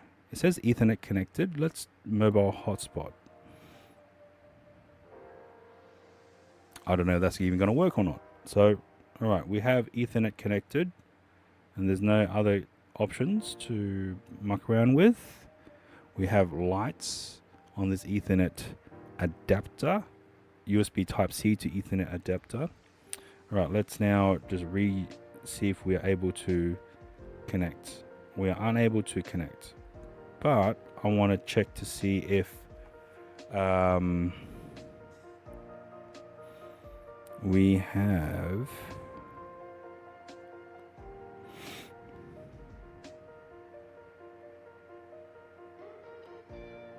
Ethernet. So this is the Ethernet connection here. Ethernet 0. Yep. DHCP static. Oh no, we can't do static. Or could we? I don't even know what we need to set though. No. Okay. Okay. We have Ethernet connected. We have hotspot connected. And the BellaBox.local address doesn't seem to work. So now I want to know if I connect a second phone to the mobile hotspot of this device, which is also being connected to the Rock 5A, could I connect to the Rock 5A using a second phone?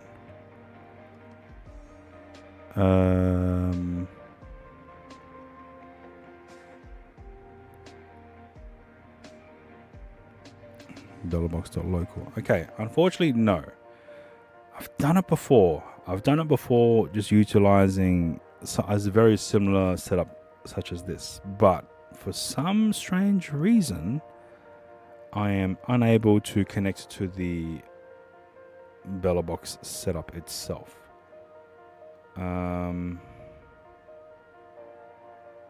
Strange. It's very strange.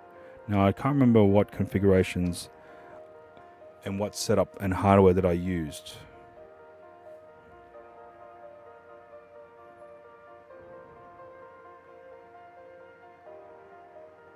BellaBox.local, okay.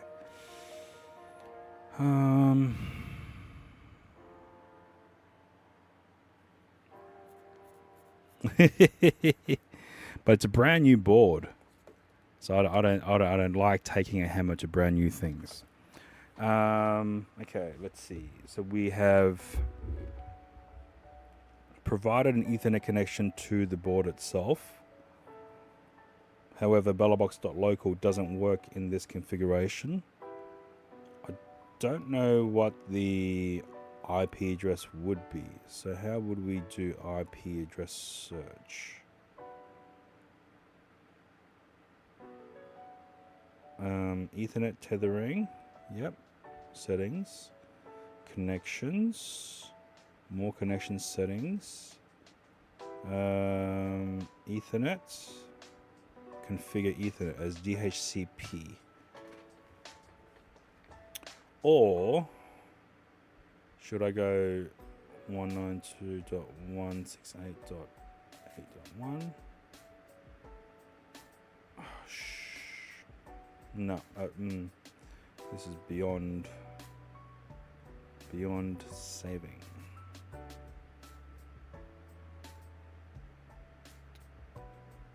Okay, so that's connected to that. So then it just, if this did work, then that would mean users would just need to purchase a adapter instead of a full-blown network router. How did I do it before? Could it be these? I don't think these Wi-Fi adapters would have any interference either. But let's pull them out and see.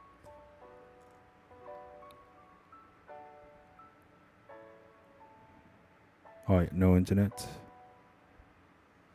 Nothing. Okay, let's. Oh,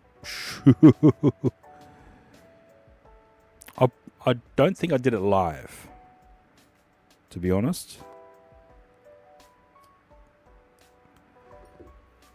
Okay, let's.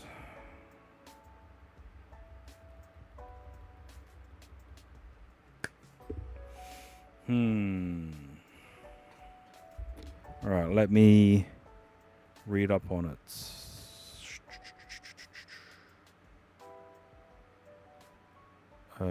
BellaBox.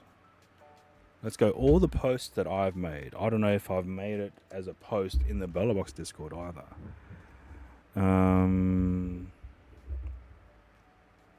This is from 2023. Wow. Okay. 2024, 2024, 2025. Well.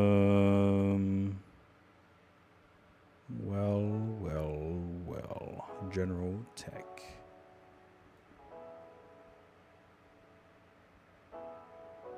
Old.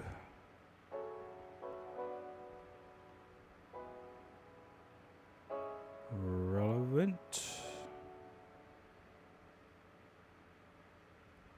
I can't, for the life of me, I cannot remember. This seems like it's the most logical way to do it all, because we are sharing Ethernet to the board.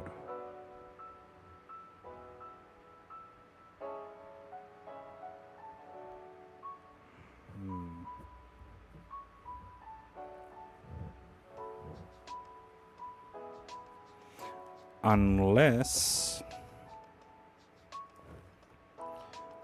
okay, this might be a bit interesting, because I don't know if many people would have two phones, but let's try it out.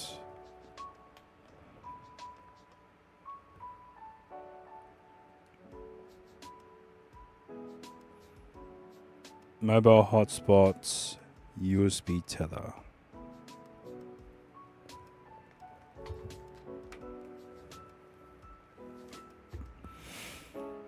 Okay, so right now I've got an active SIM.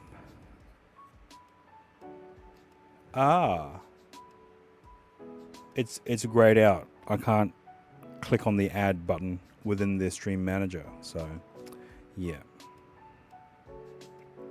Let me now go into the Ethernet.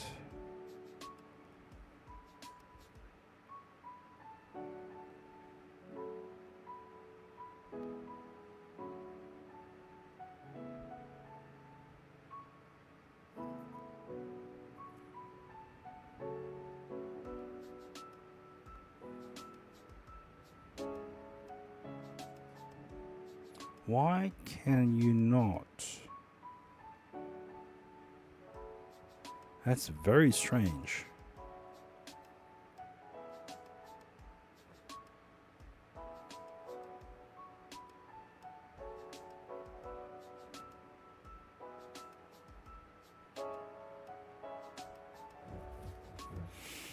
Mm-hmm.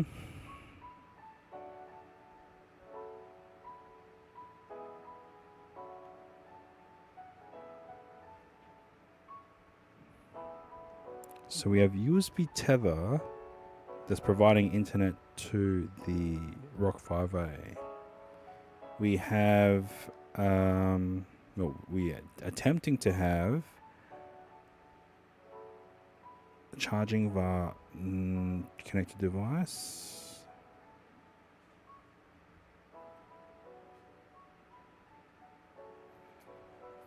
Okay. Cododon, welcome on in. How are you? I am just trying to get something connected. Unfortunately, it's rattling my brain. So, oh no, not that I'm aware of, because they were removed, but then they came back with a different account, right? Was that what happened? But I haven't seen anyone else with.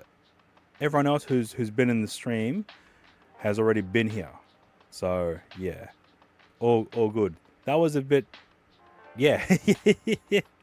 I wasn't sure what was happening, so I just like, you know what, I appreciate you doing that.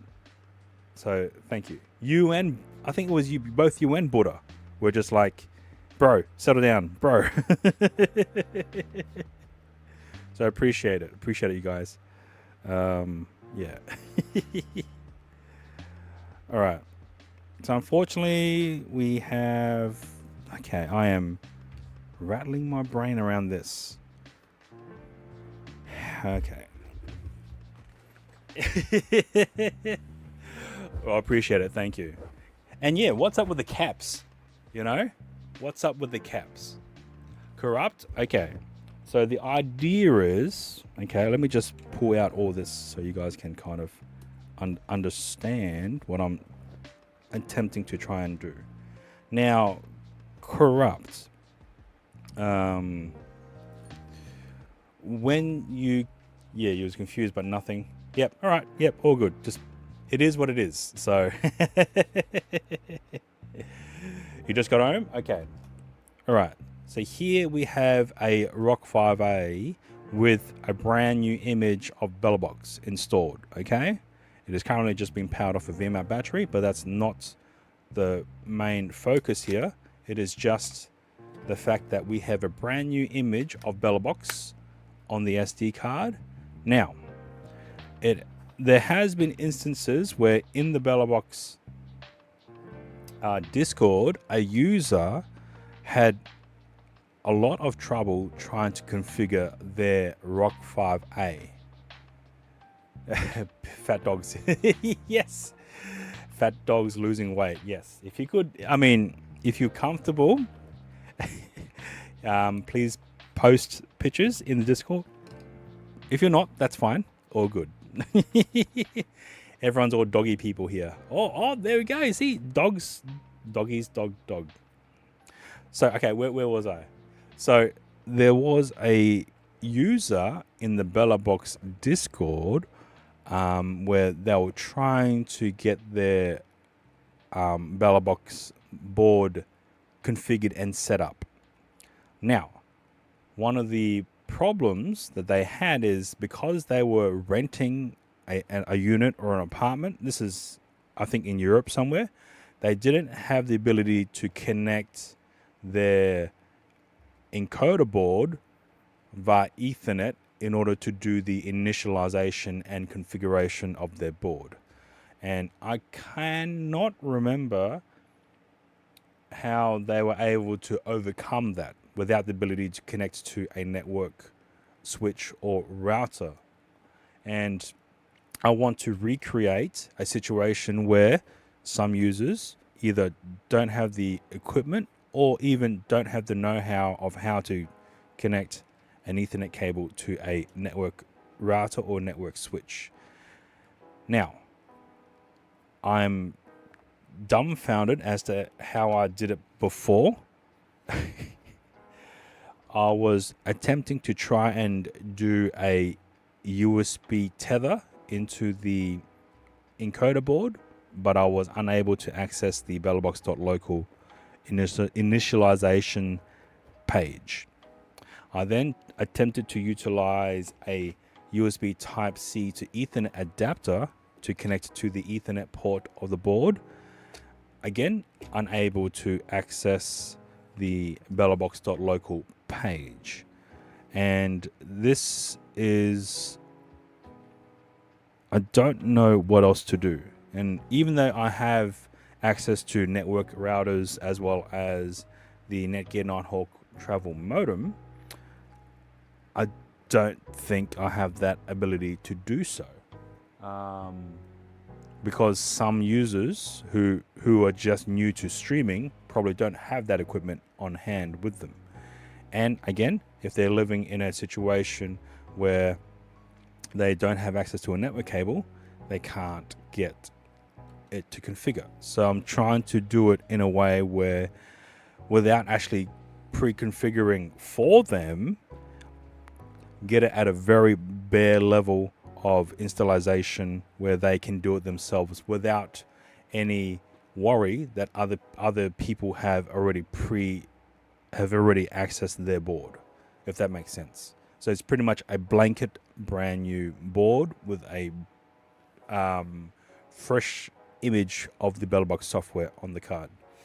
It probably not getting an IP. Yeah. So rather than them having to purchase a dedicated travel router or even go to a friend's place, which they might not have access to a network switch as such, I'm trying to figure out a way to see how I can do it without the need of all that extra equipment. Can you see? Okay, all right. So we have a phone here. Let's use a phone without a SIM card for just for now. I just want to see how it looks, and I've just tested it before and it didn't show up anything, so it could be just this phone. All right, let's connect an Ethernet cable. Let's now connect an adapter, which they can probably get for pretty cheap, you know. And now and this is only for the initialization of configuration. All right,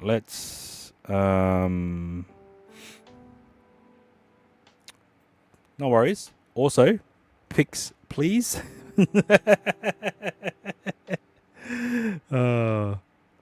Okay.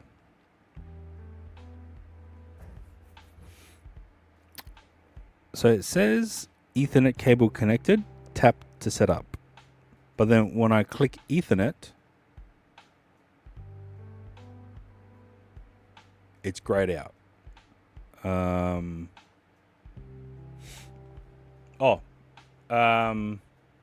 Put it in. Where should we put it?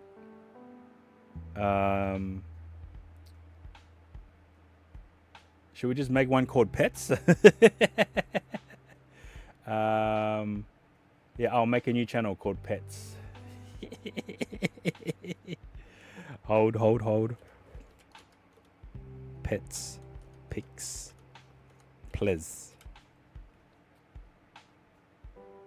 All right, done. If you could post it in there, that'd be great. It would be awesome. And then this is also open to everyone else. If they wish to post pics of their pets as well, by all means, go right ahead. I personally don't have any pets, so yeah. Open settings. Go to network. I've got connections. Tag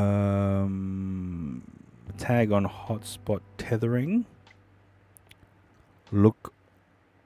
Select Wi-Fi hotspot. This doesn't have a SIM, so it won't work. Yeah, no SIM card. Okay. Let me switch over to a phone that has a SIM card. Okay. Let's now go into here.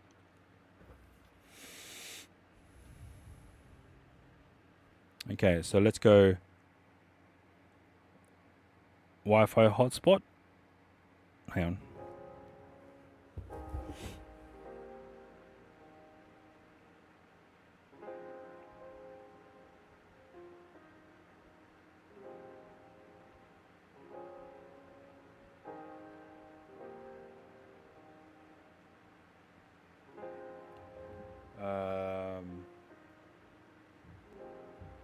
Mobile hotspot.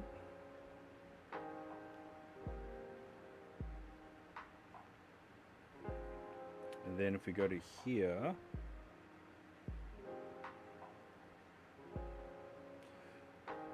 I'll also have to enable Ethernet tethering, right? Oh, I think we're in a I think I might have screwed up as well.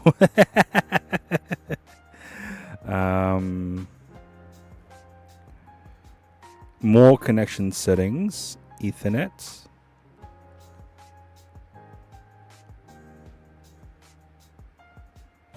It doesn't show what the IP address is. I have done it before. I just cannot for the life of me remember how I did it. Private DNS? Nope. Nearby device scanning? Ooh. Okay, I'll just type in Ethernet in the search bar. Ethernet.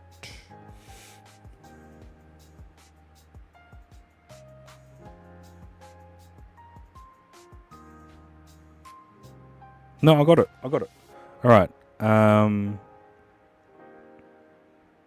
I had to go into status info. So I have to go to About Phone, which is at the very bottom of the Android device, and then click on Status Information, and it does show an IP address.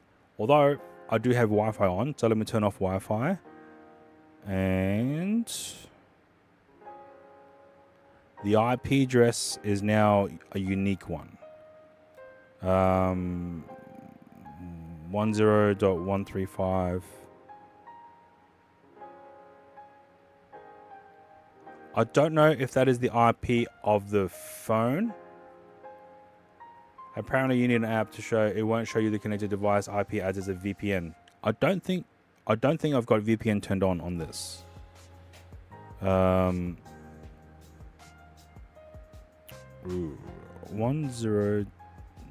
Can I? What happens if I access that?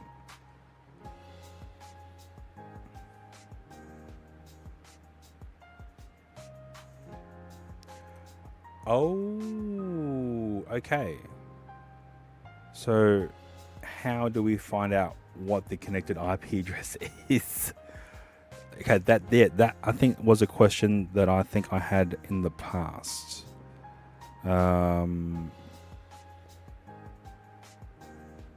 Connected devices.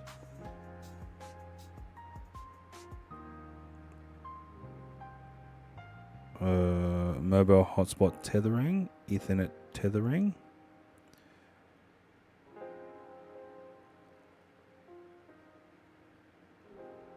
Could I use VLC? Because that has a network.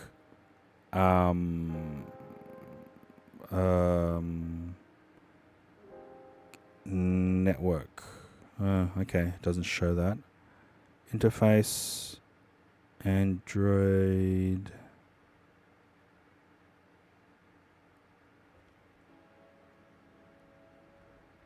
Oh, network. Oh, nope. Okay.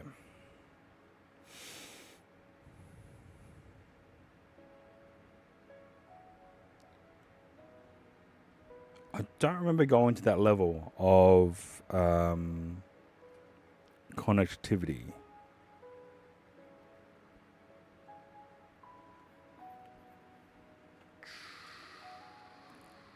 Ooh. Okay, I don't have Tailscale on, and I don't have any other apps that would require network searching.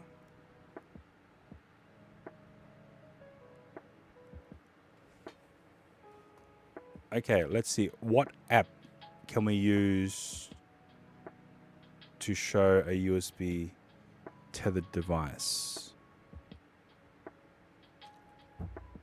A USB tethered device IP address. I don't remember going into this much detail the last time I supposedly got it working.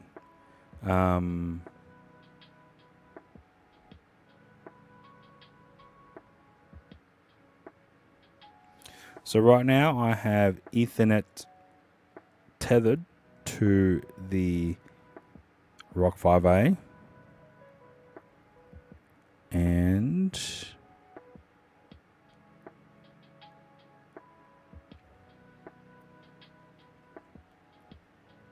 oh, okay, yeah, that's going deep into Linux or into yeah, yeah, that's going deep.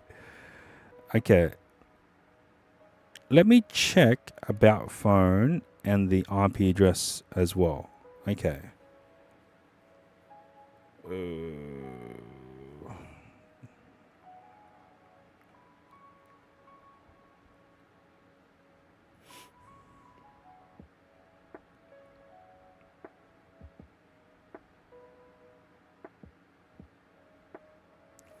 Um.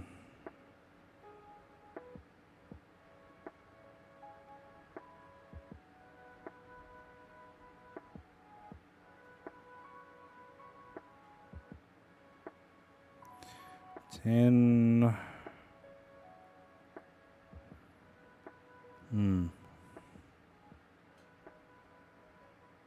Ah, that's the wrong one.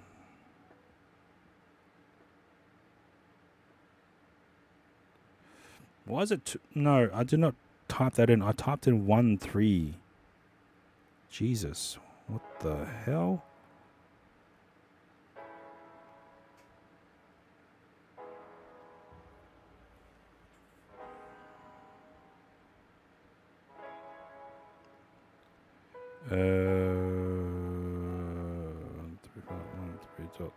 225. Let's go. Nope. Okay, let's go 100. Nope. Okay. All right. I'm going to have to think about it then to see how we can get this working while out in the field. Okay, let's in the moment, could my mobile data have any effect in this scenario? Let's just turn that off.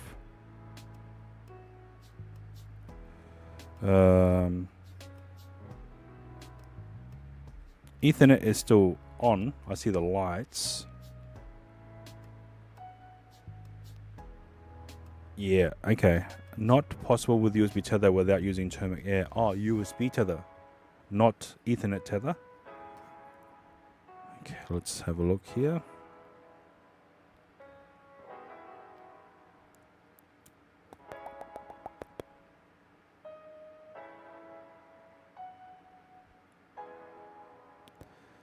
Okay, so it still requires an internet connection.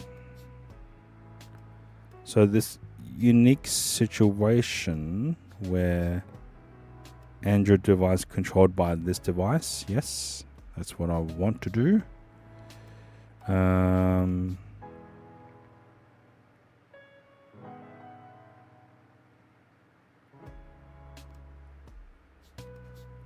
So I guess there has to be some level of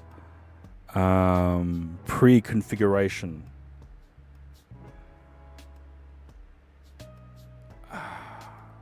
Okay, so let's install Termux.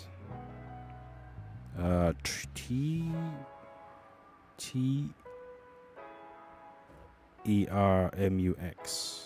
Termux. Okay, I'm installing Termux, but I don't know what to do after that. Is it like IP config? Is that what it's like, the Windows-based command? Termux commands.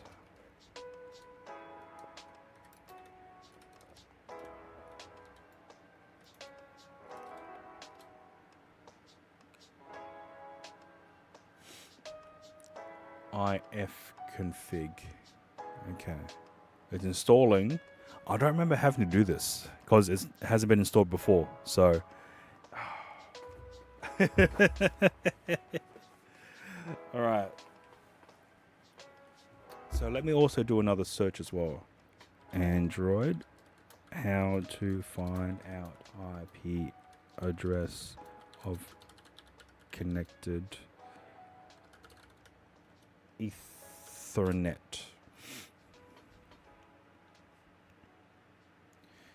So settings, network, and Ethernet, internet Ethernet. So you can use a terminal emulator app. Local address, because every setup is different. So you are saying that you got an 192.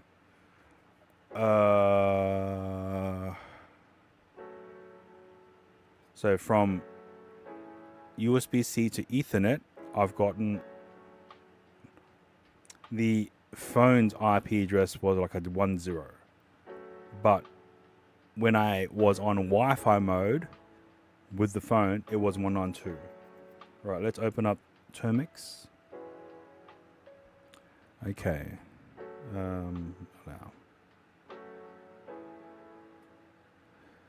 Okay, let's see here. What are the commands? Do I need to if config? Apparently, if config.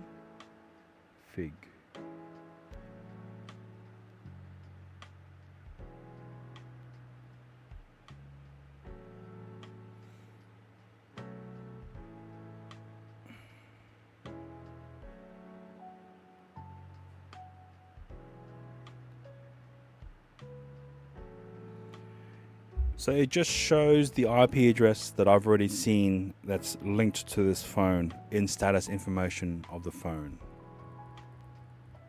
So unless I'm typing in the command wrong, Do I type in h.https 10.13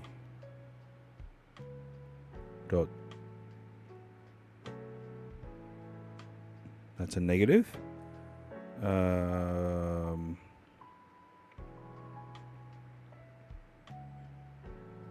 Okay. This command can display network connections, routing tables, interface statistics.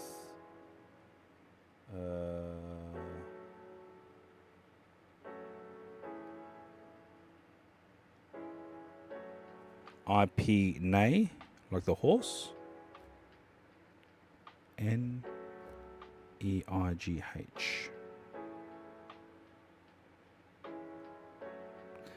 Cannot bind netlink socket.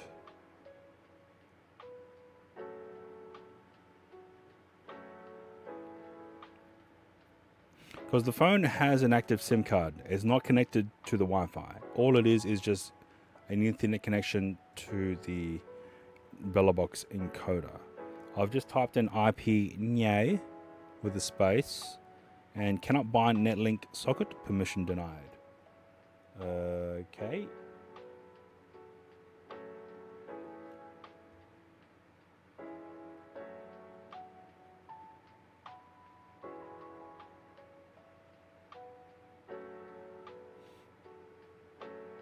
Netstat space.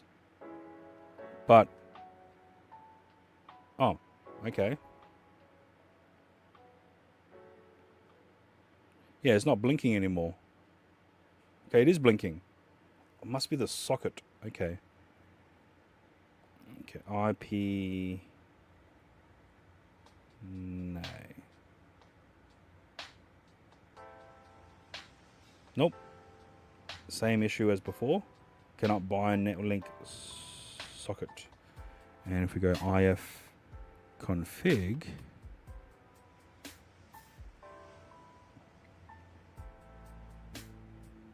yeah, we still have blinking lights. iNet subnet net mask.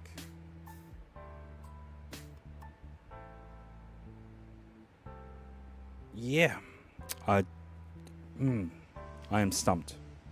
Could I try with USB, like direct USB tether?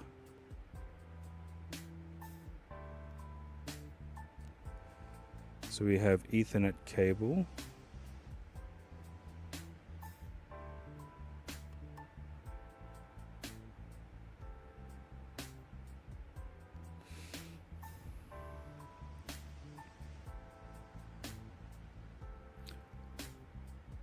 All right, let's have a crack.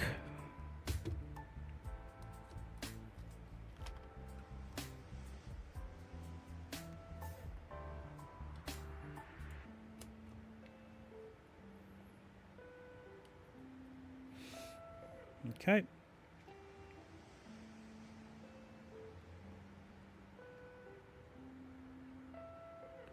Let's go into, oh wait, no, this device. Okay, we go to USB tethering. And hopefully that is the same as what I've set before. More connection settings. Mobile hotspot. Yep, so we have USB tethering enabled. I do want to check to see what the IP address is from the phone status information. It's the same IP address, so that's fine. Now let's run the Termix if config.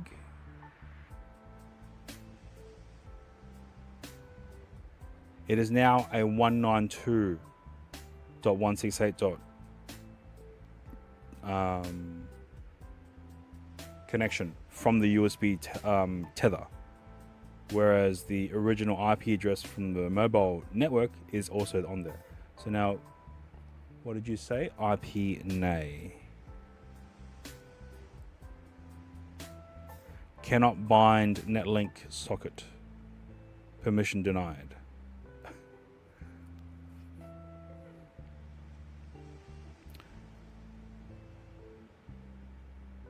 Okay, let me see if we can get into the BellaBox.local.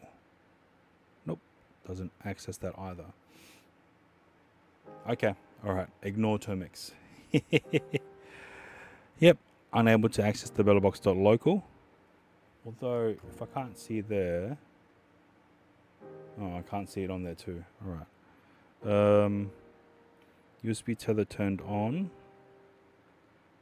Tap for more options. Yeah, USB tether. That's what I've set it to. Yeah, I can't remember how I did it.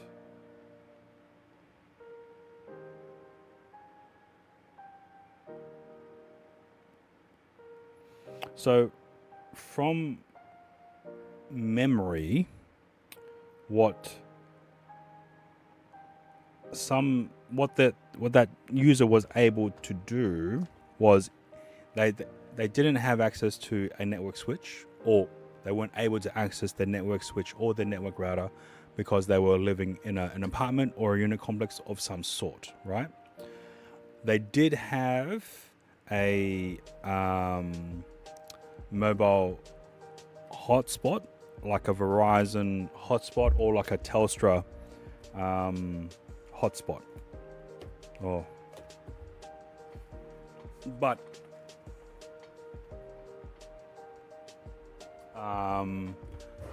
that Telstra hotspot was, I believe, or that internet hotspot was able to USB tether into the encoder board. And then because the hotspot was also its own network router, they were able to use their phone to connect into the router and then access the BellaBox that way. You could connect. I could, yes. Let's break this down. So it's just the Netgear Nighthawk. 1, 2.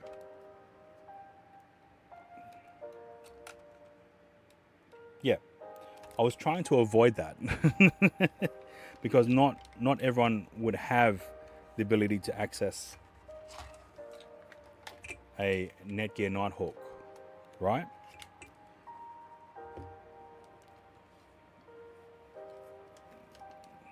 So the whole idea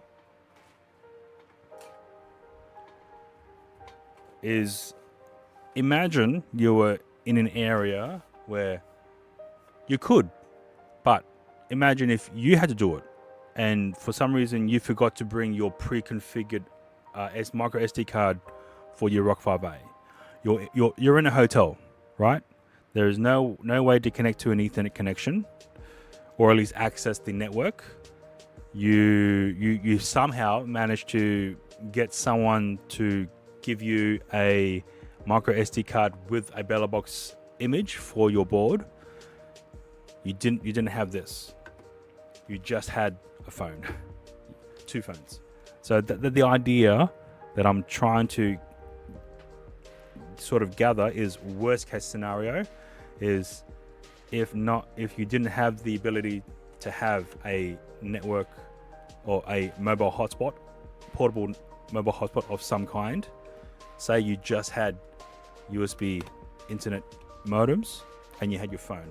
So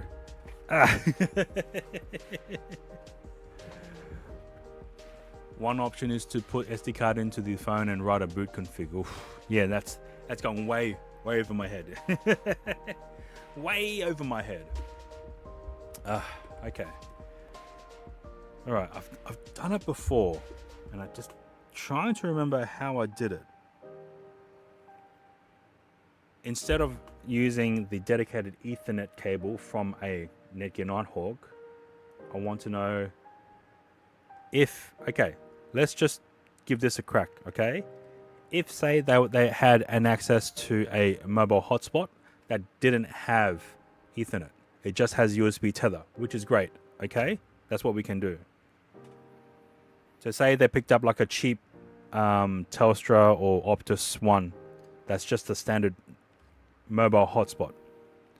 for multiple connections to connect to. So let's give that a crack, okay? I must have done it this way because I must have gotten so frustrated with trying to do it this way that it didn't work, so I just decided to just use this.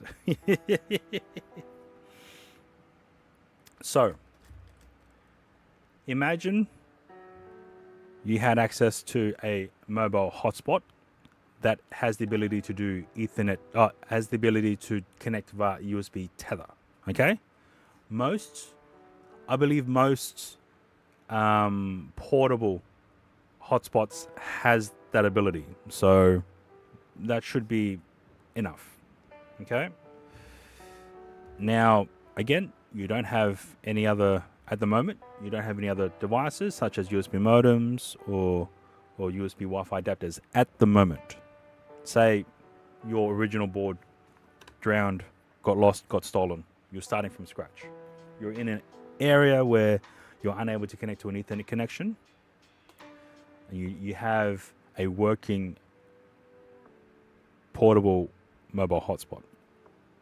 Okay, so now let's not use my phone with a SIM card. Let's use a phone that has no SIM in it. Okay, I will now use this device to connect to the mobile hotspot over Wi-Fi. Now let's attempt to connect to it, which this phone has never connected to this. So let's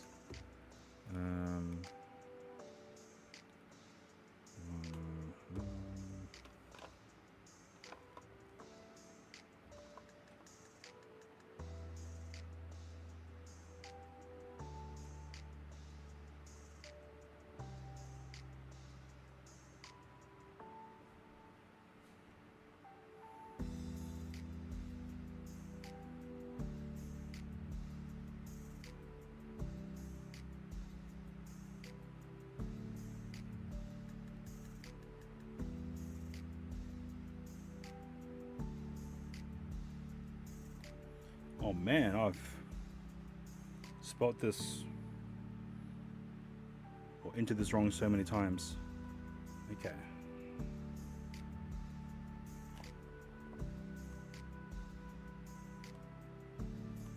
Okay.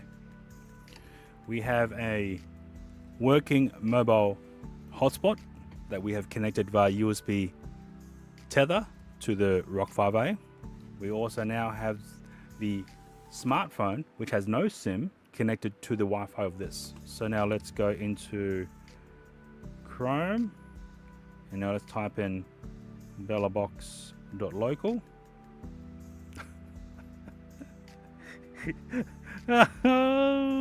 Why? Okay, it should have worked. Let me just check the IP address of this phone. Yeah, 192, which is this.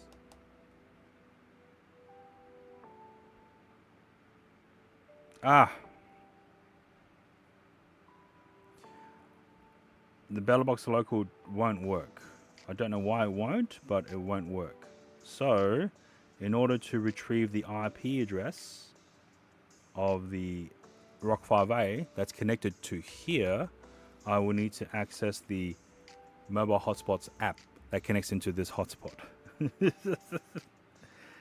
I'll try another way. HTTP bellabox.local. Nope. HTTPS. It should work because it's on the same network.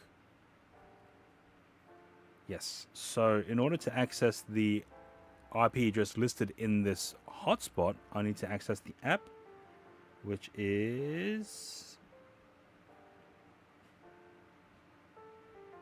Netgear. Yes. Let's go to network. Ooh.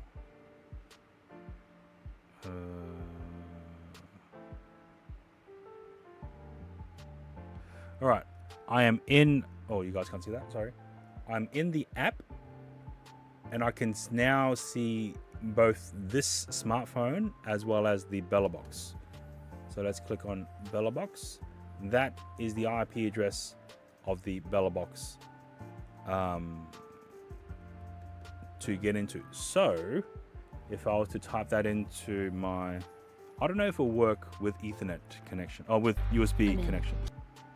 So 192.168.1.4. Oh, and we're in. Okay. So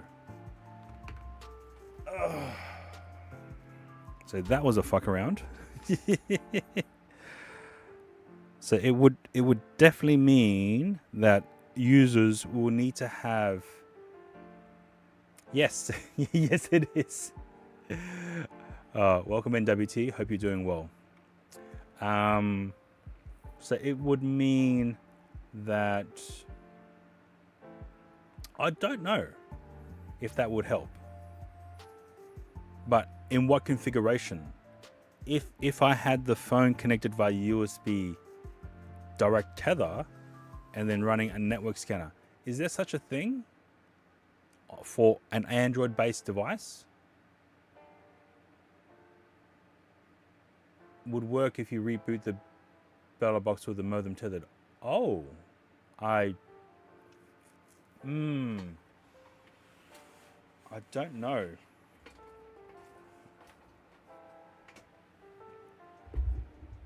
Because it would have detected it straight away because it's all network based, right?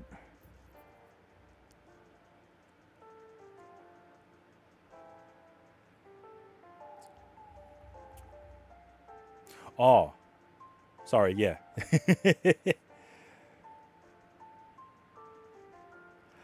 Very strange that it does that, right? And the only way to find out this IP address when connected to this network is via this network hotspot. Now, I don't know if other network hotspot devices has an app integrated with their devices. I know that some other network hotspots are just hotspots. You connect to it and it gives you internet. That's it. That's all you want. So I don't know if there's any ability for other devices to connect and find out the IP range within the app if the network device has it. How? Netstat in Termex or something else?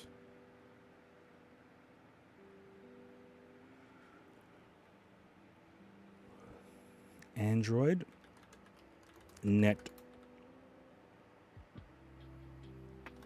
stat.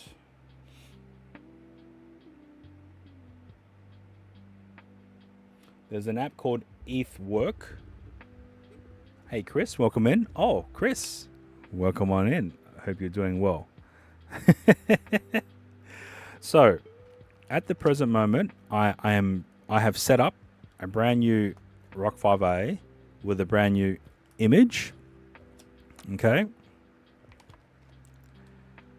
And I've just connected to this big ass battery, which is a V-mount battery, which can be disconnected and be modular. Now, this is a brand new encoder with a fresh Bella box image for the Rock 5A.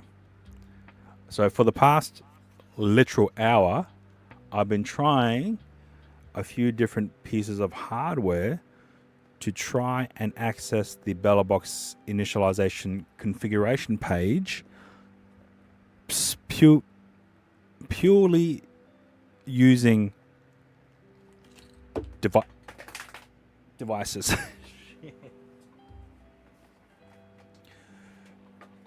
Oh, okay. Right. And the idea is for users who have either received a brand new device, but they don't have the ability to connect to a network interface or a network switch or even a hotspot. So I'm trying to do it just using a smartphone with an active SIM card in it. Yeah, an hour. Because there has been some instances in the BellerBox Discord last year where some users weren't able to connect to an Ethernet network switch. All right, let's connect the Ethernet adapter via a smartphone device. Let's check to see if we have Ethernet connected. We do. Oh, okay. USB tether. Okay, let me so that means users don't need to buy this. Okay, let's now do USB tether via phone. Okay. Plug that in. And now let's plug this in. And now let's make sure we have USB tether enabled. Okay, that's done. Okay, reboot. I'm just going to unplug.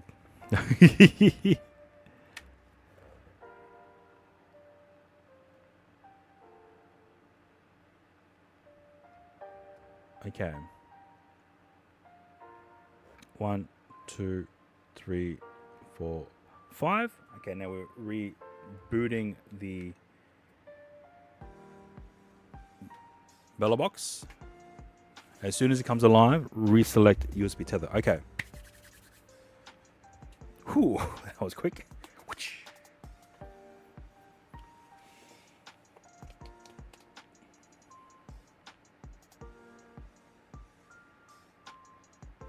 Okay. Now, what? Do we do the BellerBox.local, or do we need to go do the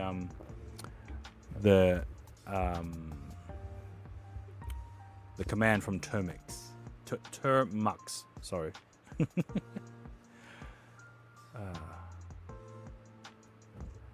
Yeah, I can't see the. I just see 3 asterisks, so I'm just gonna assume BellerBox.local.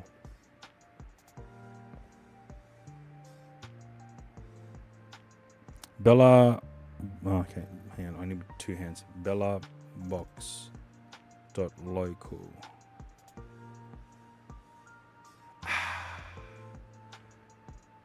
Not.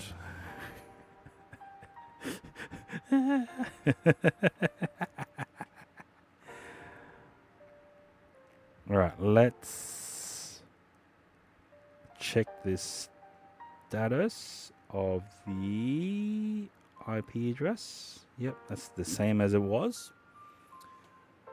Okay, I don't think it's possible without attaching a HDMI display to show IP. Yeah, which is what we don't want. Okay, let's see. So, but that's a known IP address.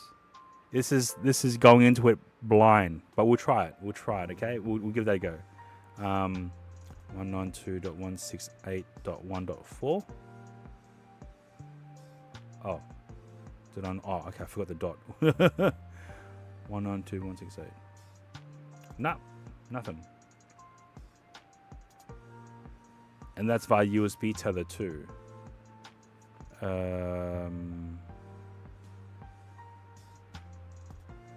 If it's a 4, yeah, that's good. That's good. We are able to decipher things. 135.13.4. Yep, no, nothing.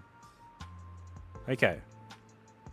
So it seems that you would need, at the very least, a mobile hotspot that you're able to do at least USB tether to. And you have the ability to use an app to determine all the connected devices into the mobile hotspot. Okay. So, not everyone will have access to a mobile hotspot. So I'm just, I'll have to think into this. I definitely have to think into this, into figuring out how to determine a IP address of a connected device to an Android device? That's a long question to write. Let me try Termix. And then let me try ifconfig.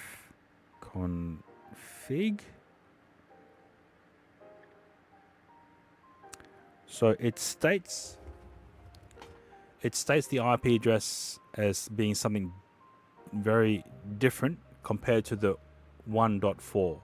So assuming that this is the IP address of the... Oh wait, no, USB O. So I should be able to use that. 192.184.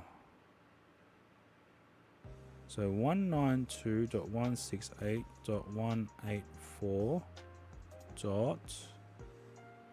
Oh. Nothing.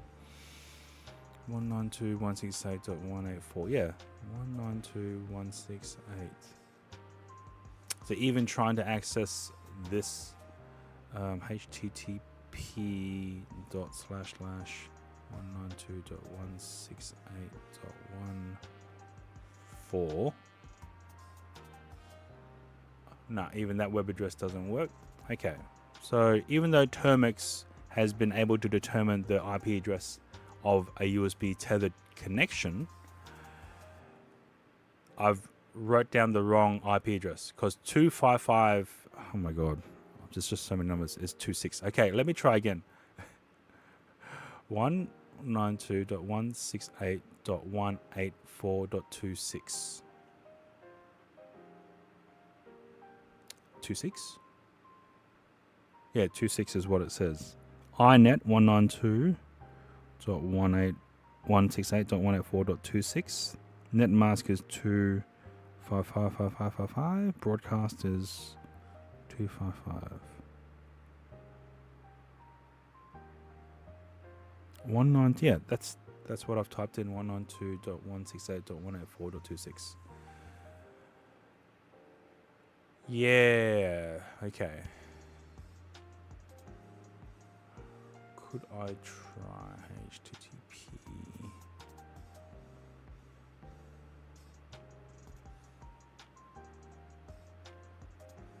This is like extreme scenarios, right? This, nope. So BellaBox Local wouldn't even work. Nope. And the IP address of the phone is still the same. Yep.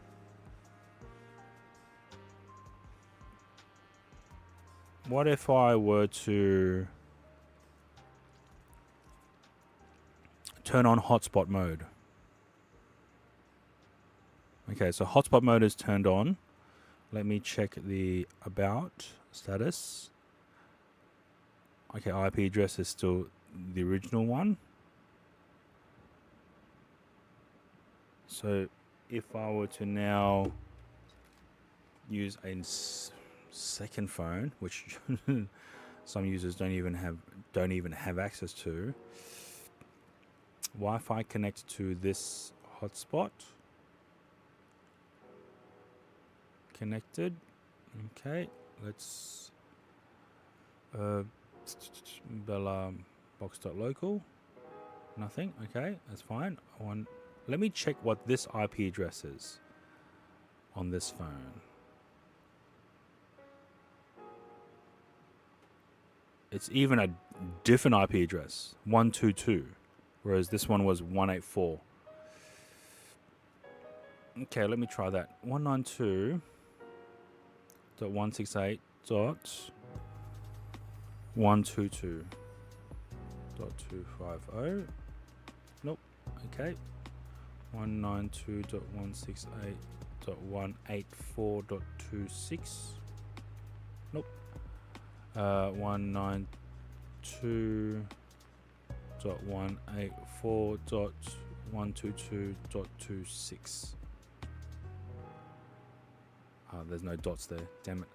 192.168.122.26.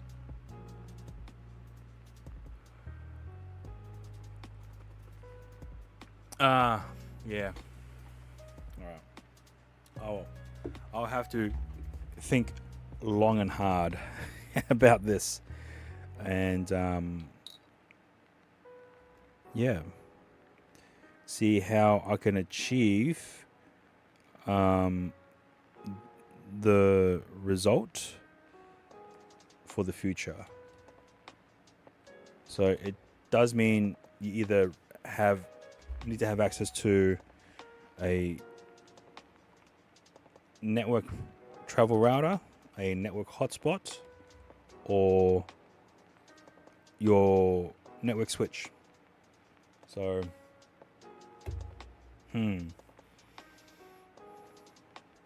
okay, all right. We'll work on it more and figure it out in the future. Let me just turn off the extension. Okay. Cool. Right, let's plug that in. Let's also plug this in. Pop. Okay. Let's have a look and see. The pet is in Discord. Oh, that's not so bad. What kind of regime are you applying for this weight loss? I don't even know if I said all those words correctly and in the right sentence. I've heard of some owners just complete dry food and then like solid walks, right? Other people have just having being more active and including their pets with them in that high active range. But then, oh yeah, so okay, for those who don't know, Potato Rat is a cat. And yeah, she's 42 kilos, should be 36 kilos. Oh yeah, okay. Is her like joints hurting? Would she need to do like water aerobotics? Yeah. She has trouble walking. Okay.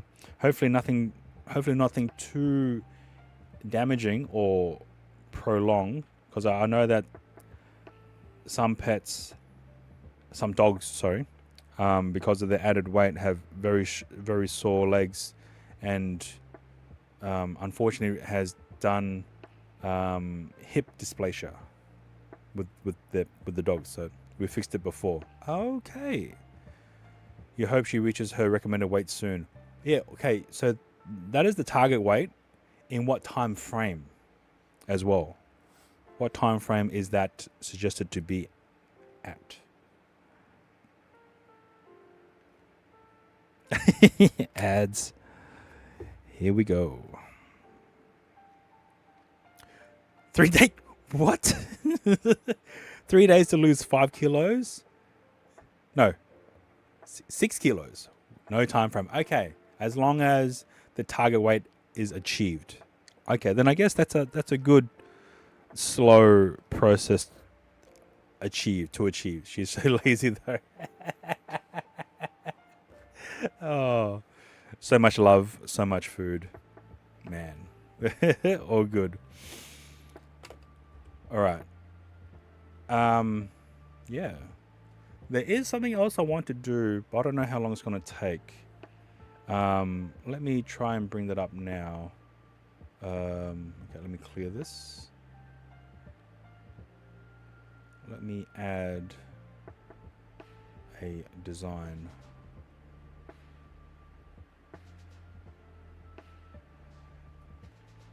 Okay, so here I have a 3D model of a more slimline setup for the for this. So this is the Rock 5A with the integrated UPS module, but it's in two parts because I designed one and then I received the module, I designed the other, and I just slapped them together. So with this design, I'm hoping I could get it somewhat more slimmer. I have also removed the antenna posts on this device, on this design. So this design was actually built from scratch. I've completely changed it from this, but overall it's essentially the same. It doesn't have the protruding post for securing the USB cable, which I might have to add. It doesn't have the ridges here to secure the side angled USB Type-C adapter. So yeah, and I've just come to realize that when I inserted the micro SD card into here, I had a cutout on the base, which I don't have one here. So I might have to reconfigure the entire design to suit that.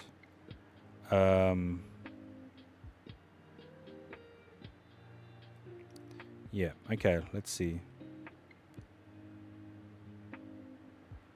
Okay, let's Rock 5A.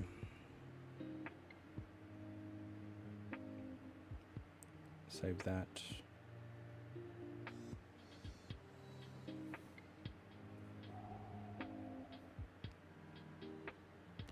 Rock 5A with UPS. All right, let's go. We retried, and it didn't work. So we are in the extreme event where you have to build everything from scratch with limited equipment. Then at the very least, you have to have one mobile hotspot device that is able to connect via USB tether. So that is the very most least piece of hardware that you need in order to configure the Rock 5A from scratch. Okay, let's see here. So this is the design, but now I have to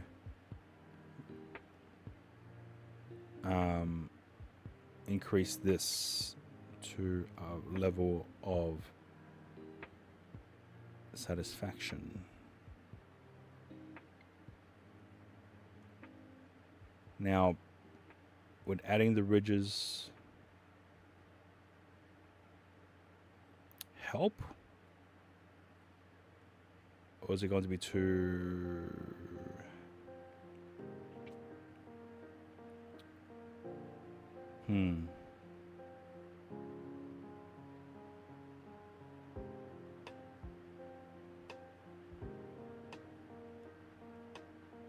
Oh, corrupt.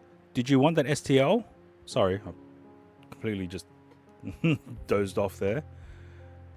For the Rock 5B Plus with the side-mounted HDMI adapter. I am probably going to redesign it to incorporate a different style of side-mounted HDMI adapter. So, I'll show you quickly.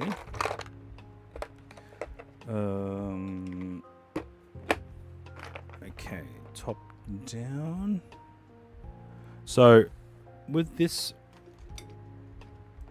Rock 5A, I have a angled HDMI adapter. All the STLs for the Rock 5B, and if you have the STLs for the model of the Rock 5B. Model? Oh, I don't know if I have a 5B Plus model. I've got the model of the 5B Rock 5. Oh, Radza. Okay, let me look. Radza Rock 5B Plus. of the actual board yet. So one way, I probably have to download it from the Radza site, which is fine, because I didn't know they had that until Deadly showed me of the Rock 5, of the Orange Pi. But this is the Rock 5B. So let's go into downloads, 3D drawings, Rock 5B Plus. Now, it's in a step or STP model, which normally isn't recognized in, or it isn't recognized in Tinkercad. So now I have to convert it into an STL file. So in order to do that, let me just, so in order to do that, I need to go into a site that allows for that to happen. But let me go into Makerspace, extract it. What do you use for modeling? Radza. Okay. Let me open up that site. STP. Yep. So this is a site that converts STP files into STL or any other files that you wanted to convert it to. So Rock 5B Plus Tinker 3D Builder OpenCAD. Okay, so this site is, oh damn you, this site here is what I convert an STP file to STL file. So I've already added the STP file, which is already 60 megs, into this converter. Let's now attempt to convert. And then this can be saved as an STL file, which should be able to be read by Tinkercad, depending on the size. I've had some files where it's just way too large for Tinkercad to even recognize. So I'll just do a quick thing here for you. Creating preview. All right, so this here is the Rock 5B Plus board in 3D modeling file format. Now we can download it as either an STL or a zip. I'll just download it in an STL. It just makes things easy. So now let's open up a new, we don't need that page. We'll open up a new 3D design in Tinkercad, and we'll see if we can add the newly converted STL file of the Rock 5B Plus into, where did it get saved to? Oh, it's a download file. Okay, never mind. I've just lost my mind there for a second. Like, hang on a minute. Where did that go? Rock 5B Plus. Paste. Okay. We are in. Hang on, let me just add that here. We are in Tinkercad.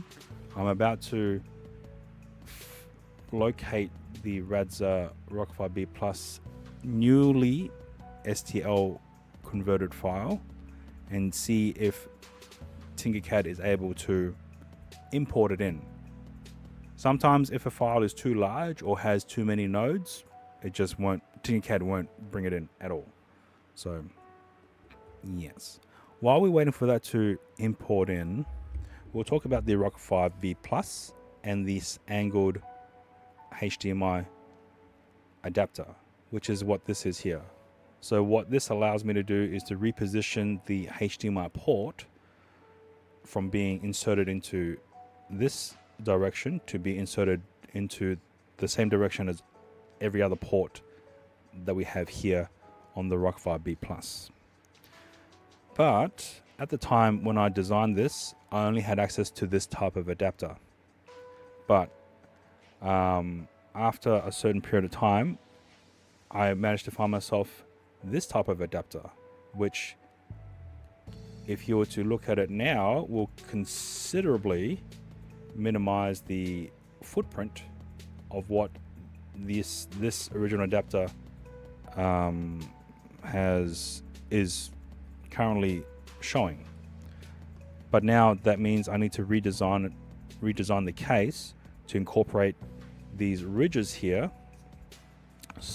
And the reason why I have these ridges here in the first place is so that if any external force was to push or be applied onto this adapter, it won't snap the actual port of the Rock 5B Plus. So that's why these ridges are incorporated here.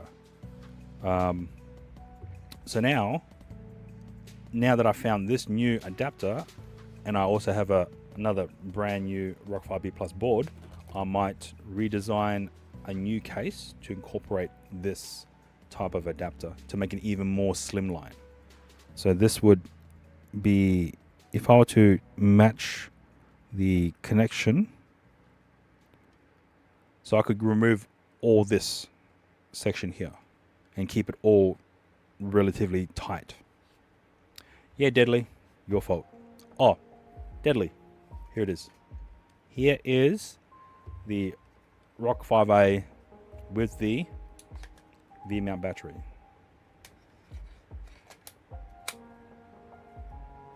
And one USB cable from USB A port to power the Rock 5A. I don't have a fan, and I've managed to find a couple of spare USB Wi-Fi adapters.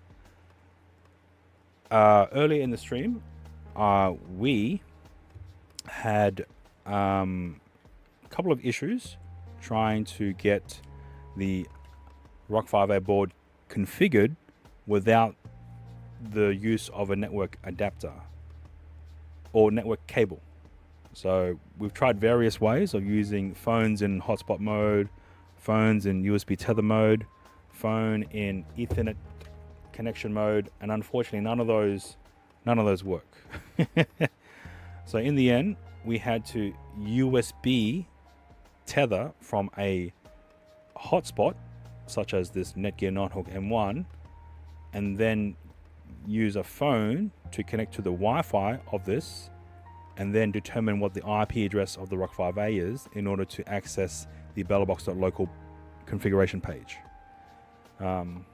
So at the moment, it does require something like this. If for some reason you don't have access to a network router, a network switch, or a network hub or a network port in order to connect an Ethernet connection to the Rock 5A. So yes, fingers crossed for PAX. I have also did a test stream with an Action 4 with a USB tether, and we were able to get that working. So I'll just need a fan, which you have, and yeah, and give me back an SD card. Rip PAX. Oh, do you have another one of these? Because this is the side USB Type-C adapter. I need one. I need it back. Yeah. Yes. So this was under the impression that some users who don't have access to an Ethernet connection, I was trying to see what pieces of hardware or equipment that I could get away with in order to start the configuration of a brand new BellaBox image, which unfortunately turned into a circus. But yeah, here we are. Okay, so yep, this is it with the V-mount. Oh, give me your one, because it's the same one. So give me your one, I'll give you this one because it's already attached. And then play around with it, and then once you're happy with the configuration, I'll also give you the STL for this case so that you can print it in your own colors or filament choice of your choosing. So yeah. One thing, it is not exactly in line. So this is raised about 2 mil higher than the base of this 3D printed case. So I don't know if that's going to be an issue for you. It's literally 2 mil higher.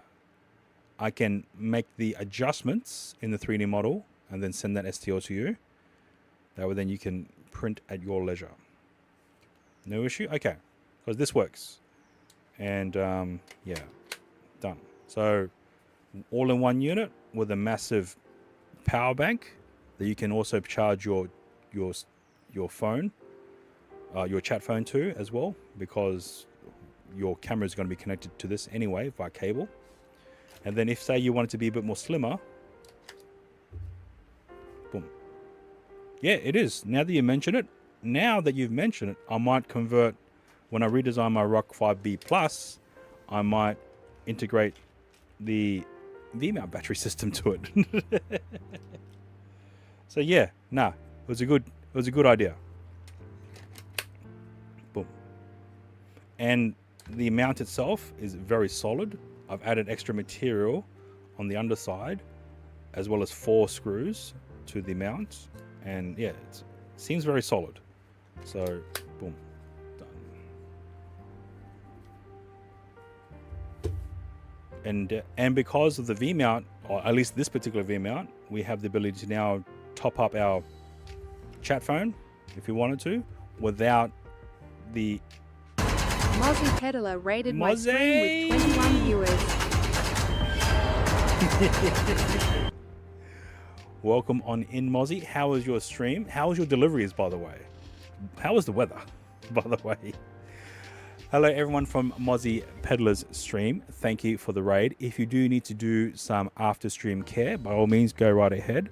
For those who have raided into me, my name is Matt. I'm currently in Northern Territory here in Darwin. I am a variety streamer, you could say.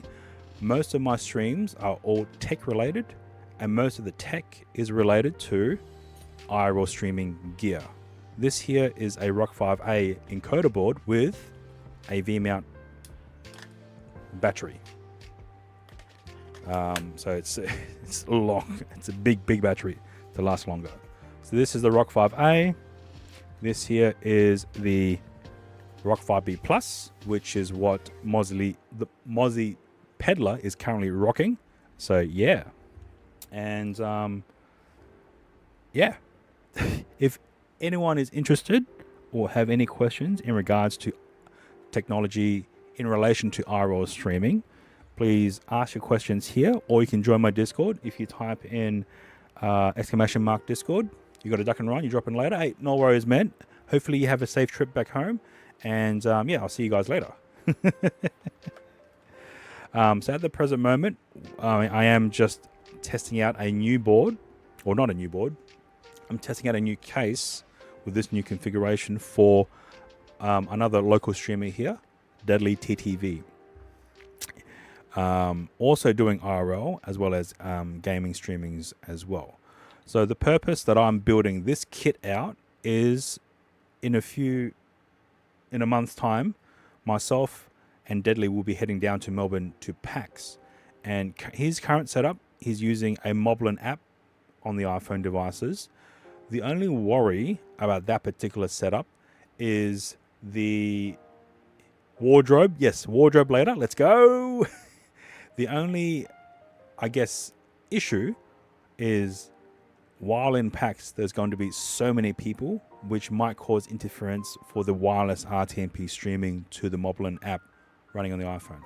Hence why I'm using the Rock 5A, and we are able to then utilize a USB tethered connection for more stable stream. Rock 5A Plus is set up, but the rest is still in the box. Ah, nice. Story of your life? Yeah, for sure. All right. Yep. So thank you again for the raid. Oh yeah, the VMAT battery. Yeah, it's in the Amazon package.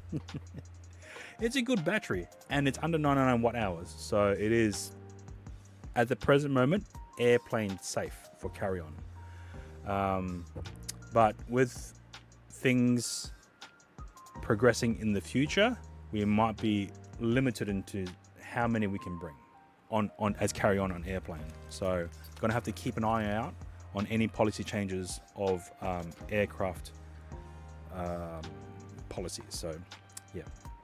All right. Anyone else who needs to do some after stream care, by all means, go right ahead. And I appreciate the raid. Thank you again, Mozzie Peddler, who is coming in from Brisbane.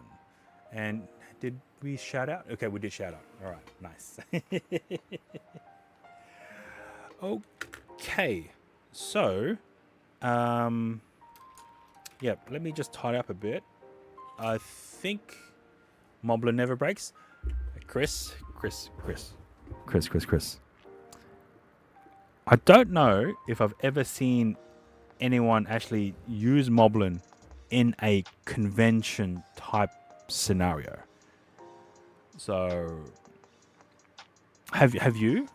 Mob life. The mob life. The mobsters, the mob life. I am very curious. What event? And did you notice any issues, lag, disconnections, interruptions with DreamHack? Okay.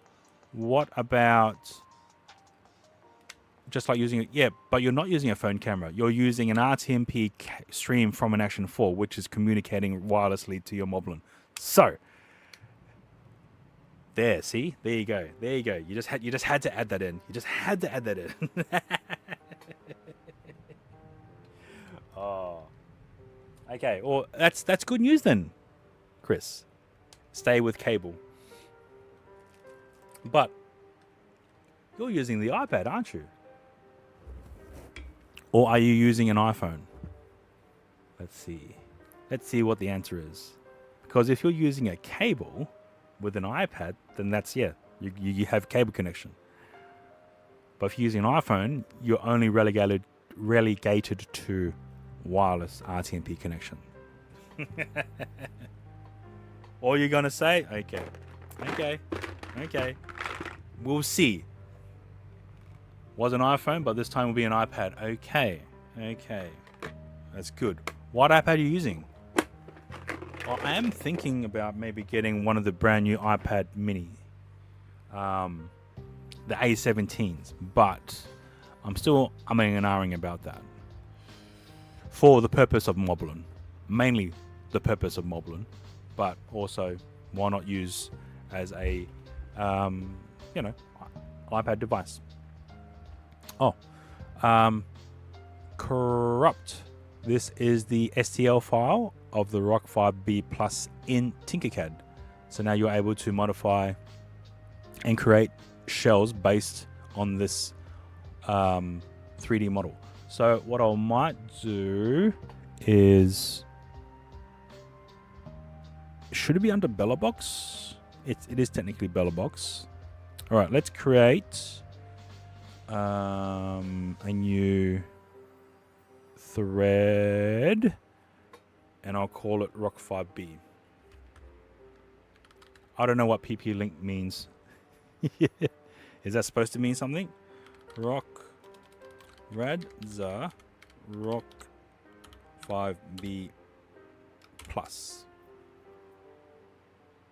Actually, this was from a STP file, Deadly.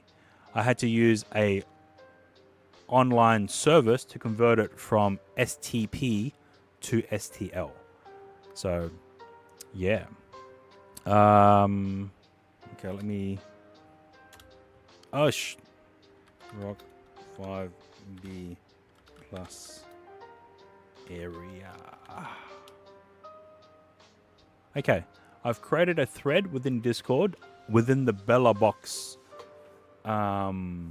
channel, and then there's a thread called Radza Rock 5B Plus. I will now add the STL file, although it could be huge. 11 megabytes? Could that fit? I'm not a Nitro member.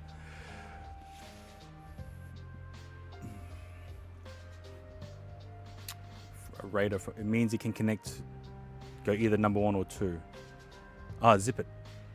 An STL file we will add to a 7-zip. Oh wow, it shrunk it from 11 megabytes to 1 megabyte. Holy shit. STL file for Rock 5B Plus. Okay. Now I will add my models for the... Actually, I can't remember where I put them, so I'm going to have to go back into them. Zip does good with text files. Okay, yeah. But that's not a text file. STL. Okay, let me look for my variation of the Rock 5B Plus case. I should... Okay, printables. Rock 5B. Okay, I'm going to link the original Rock 5B case. Rock 5B Plus case from Wolf 1. That way then, you know, we gotta make sure original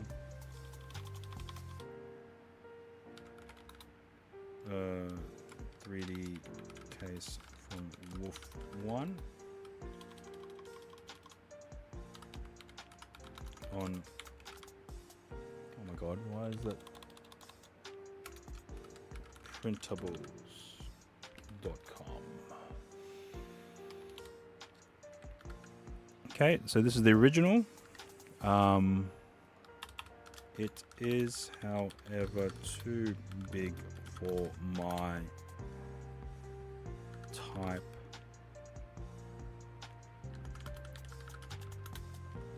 Okay, so that's added. It's a reference. No worries, Deadly. Yep. Now I will add my variation of the Rock 5B Plus.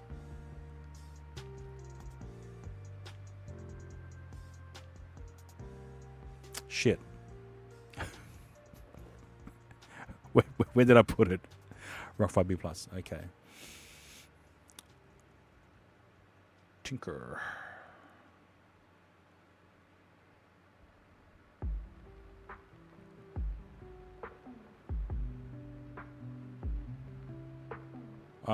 Yeah, there's so much happening in this one. We're gonna have to wait for a second. Okay. Shit, which one was the original?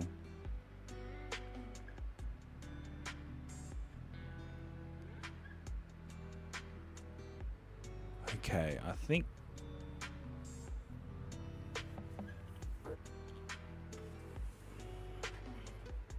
Okay, shit.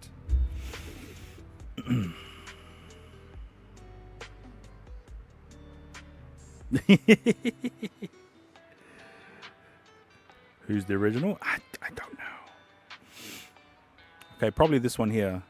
So this, the orange, the pink is the STL file of the Rock 5B Plus, and I believe this is with the side-mounted HDMI adapter.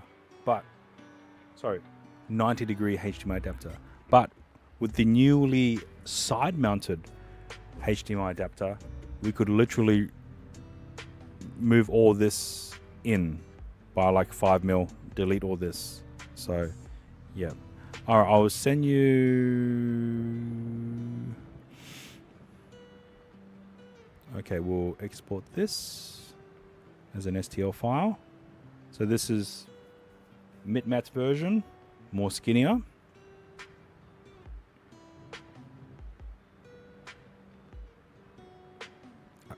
Oh, the HDMI adapter. Oh, yeah, it's a standard one that I believe you could probably get from JCar. Let me check. It's the angled one. It's not the new one that I've gotten. So I'll just upload this design, and then you might have to give me some time for me to redesign it to use the skinny one, the slimmer one. Sorry, yeah, this.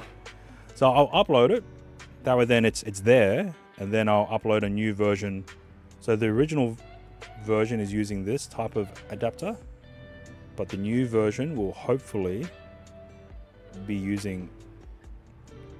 Oh my god, how do I hold this without it? Oh my, yeah, this adapter.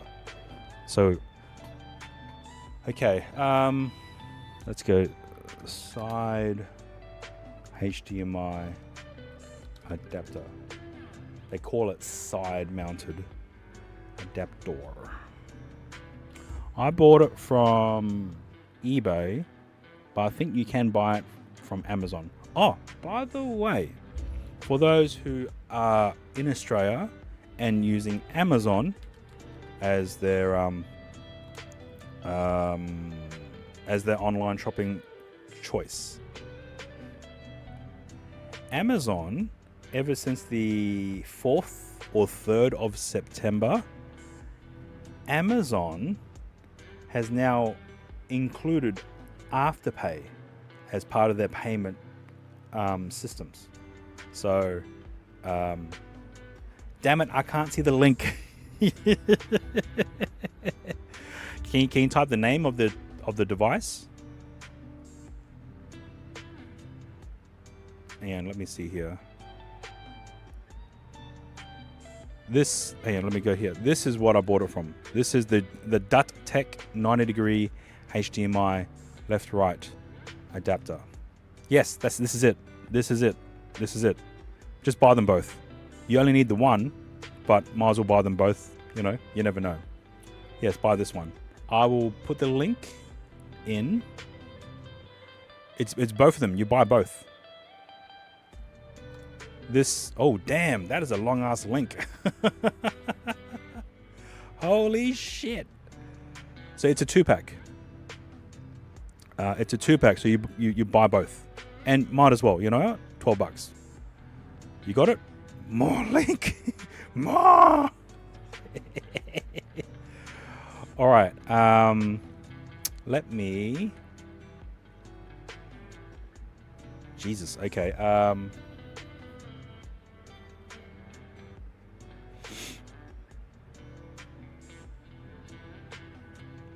Is it locked? Oh, I can't do that. Copy. Paste.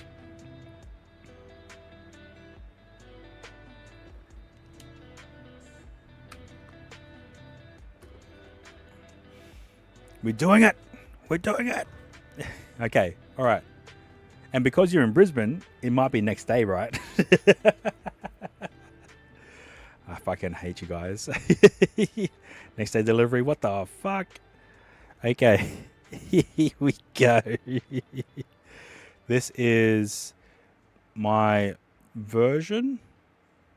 Fuck you. Unless you're delivering, right? 10-minute delivery. God damn. Okay. Hang on. I need to increase the height. Why is my keyboard... It wasn't even turned on. Jesus. Okay. I need to just align this. Give me a second. Make sure that we're not... okay, let me shrink this down. Okay. I believe we have the correct mating of the height.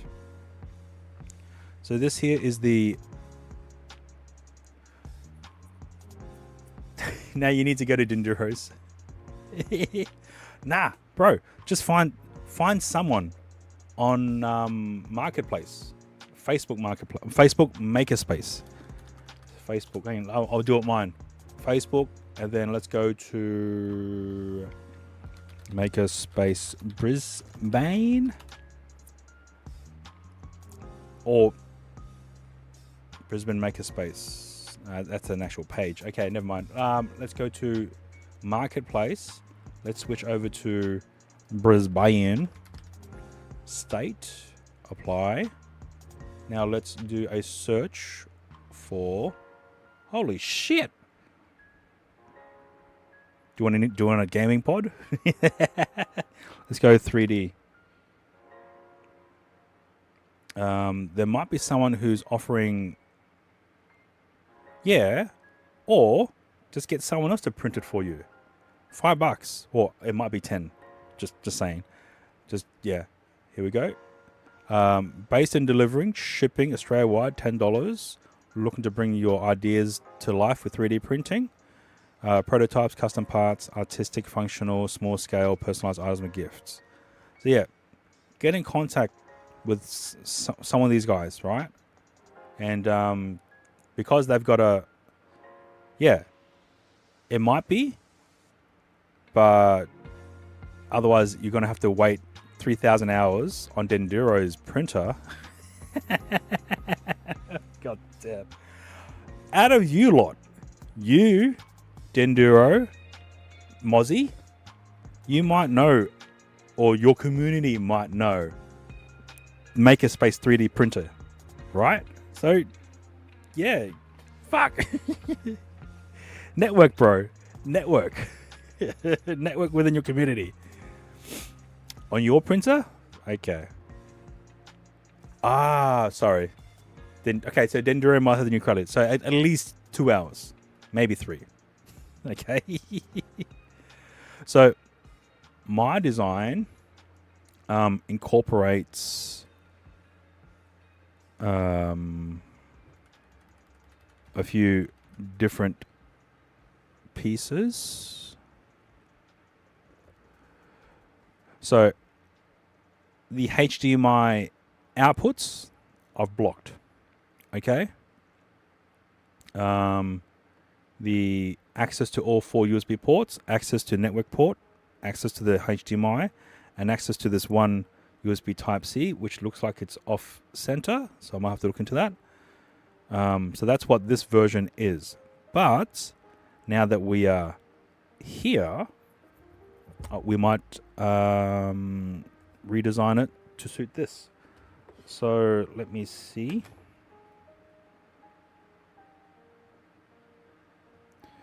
Okay, let's see how far. Let me just remove the battery. Let me see how far this sticks out.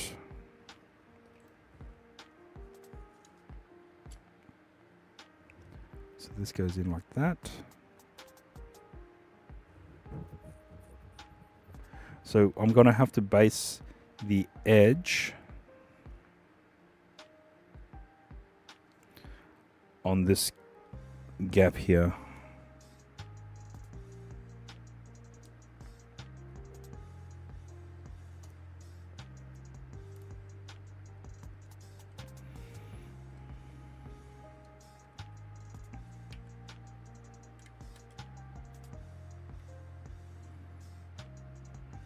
Okay, let's see here. So I need to remove the SD card, which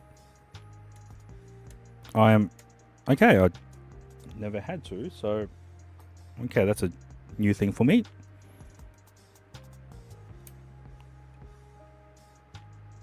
Oh my god. Okay, good. Oh, done. All right. I need to measure the distance from the HDMI, from the edge of the board to the HDMI base. From the edge of the board, 4.2 mil, apparently. That seems to be quite unique. 4.4, okay. Let's aim for 4.2 as the bare minimum. Okay. Let's now 4.2. Okay. So in that same regard, we also need to measure the thickness of this bad boy. 9.4, height 20. 9.4 and 20. So 4.2 9.4, 20. Okay. Let's go back to here. Let's now break this down. Let's move this out. Minus 200. Minus 200. Okay, let's now break this apart.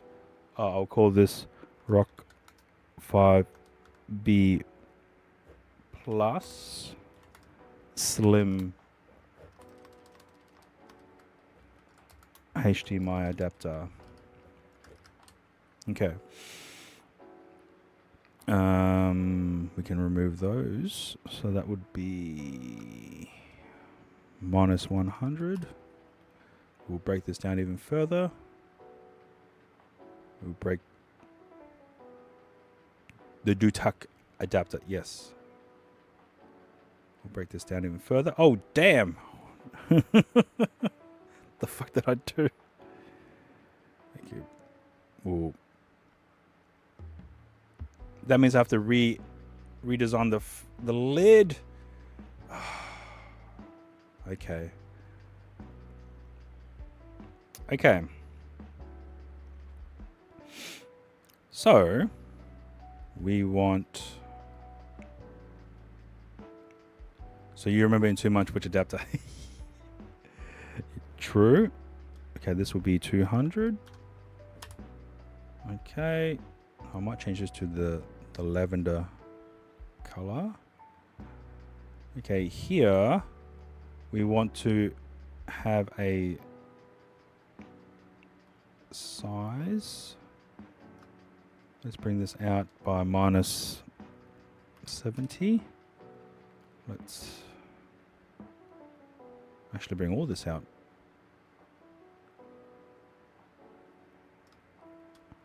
Minus 70. Okay. So I measured a distance of 4.2 from the board edge. So let's call it 4.2 because this is a very unique situation here. And then we need to create somewhat of a 9.4 and 20 mil. Oh, how thick is this? Did I measure that? Pretty sure I did. Okay, 9.4 is the thickness. Dang it. Okay, my bad. 9.4 is the thickness. Height is 20. And 34 is the thickness. So height is 20. And this is 34. Okay. So on this type of adapter, the edge of the HDMI is about 3.2 mil. So let's bring that here.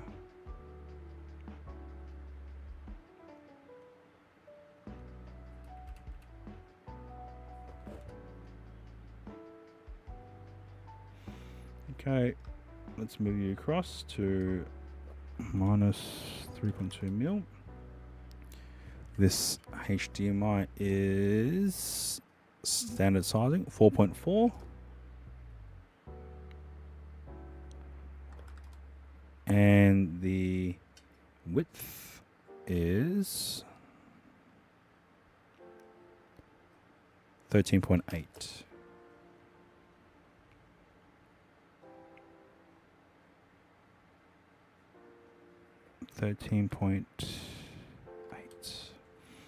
And this is centered, so we can raise you up. Probably. Probably. But I would like to say that I designed this. You know? It gives me that satisfaction. Did AI create this? No. I did. 9.1. Okay, let me now bring this out. We'll now get this centered. So we'll select two of these objects, use the center tool. Now center that. Yar. Andrew TTV, welcome on in. Hope you are doing well. How is your orange pie? How is your orange pie 5 Plus? Of course. At least, you know, what's the word? Acknowledge me. All right. So this red, actually, we'll call this green. We'll also group that together. So this represents the HDMI adapter, the new slimline HDMI adapter. The red bar represents the distance between the inner edge of this HDMI adapter and the board from what I was able to measure. So if we give it a 0.1 mil spacing out, and I'll ground by this. Okay, we will delete that. And does that look like it's in the middle? Did I even measure this right? Oh, Jesus. Okay, let's now bring you up. Okay. Assuming the green adapter is the rough positioning of this HDMI adapter, I now have to build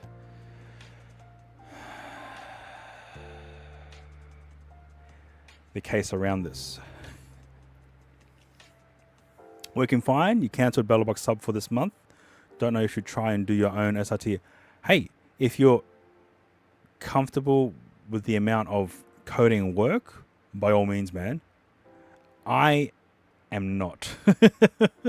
Hence why I'm still using the BellerBox cloud service.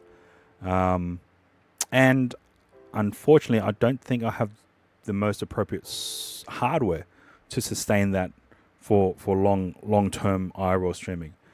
I guess if I wanted to save money as well as have control of my stream, then yeah, I might end up doing that in the future. I don't know if I could set up one of my old Jetson Nanos to act as an SRT LA receiver, as a custom SRT LA based Docker, and then just pipe that into OBS at some point. But yeah, no, it's a good question that you have raised. So yeah. Yes. I know other people have done it. Throw it on a free virtual machine. Oh, there you go. Yeah. Chris. Chris. Okay, let's now bring in... Oh, actually, no. We want... Well, you know what? Copy paste. We'll bring this in as a light... Okay, not sand. Let's go pale orange. We'll bring this in and see what needs to be removed. Everything needs to be removed. Everything! Okay. So we'll need to make a cutout of this, pretty much this entire wall, just to feed into the HDMI adapter. This is thick enough to sustain that, so that we should be fine about that. All right, let's bring that in. Okay, so we'll keep the original sizing of the case. We might... Okay, let's lock that down. Okay. Let's start removing some of this material. So here we go. Let's extend that all the way out. because the HDMI will need access to get into that.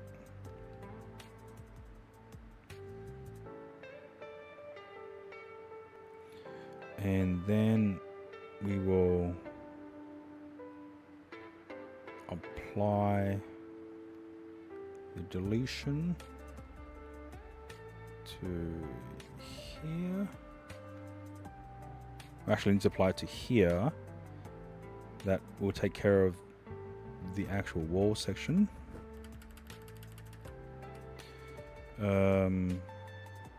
Alright, so trying to remove the SD card, it will require some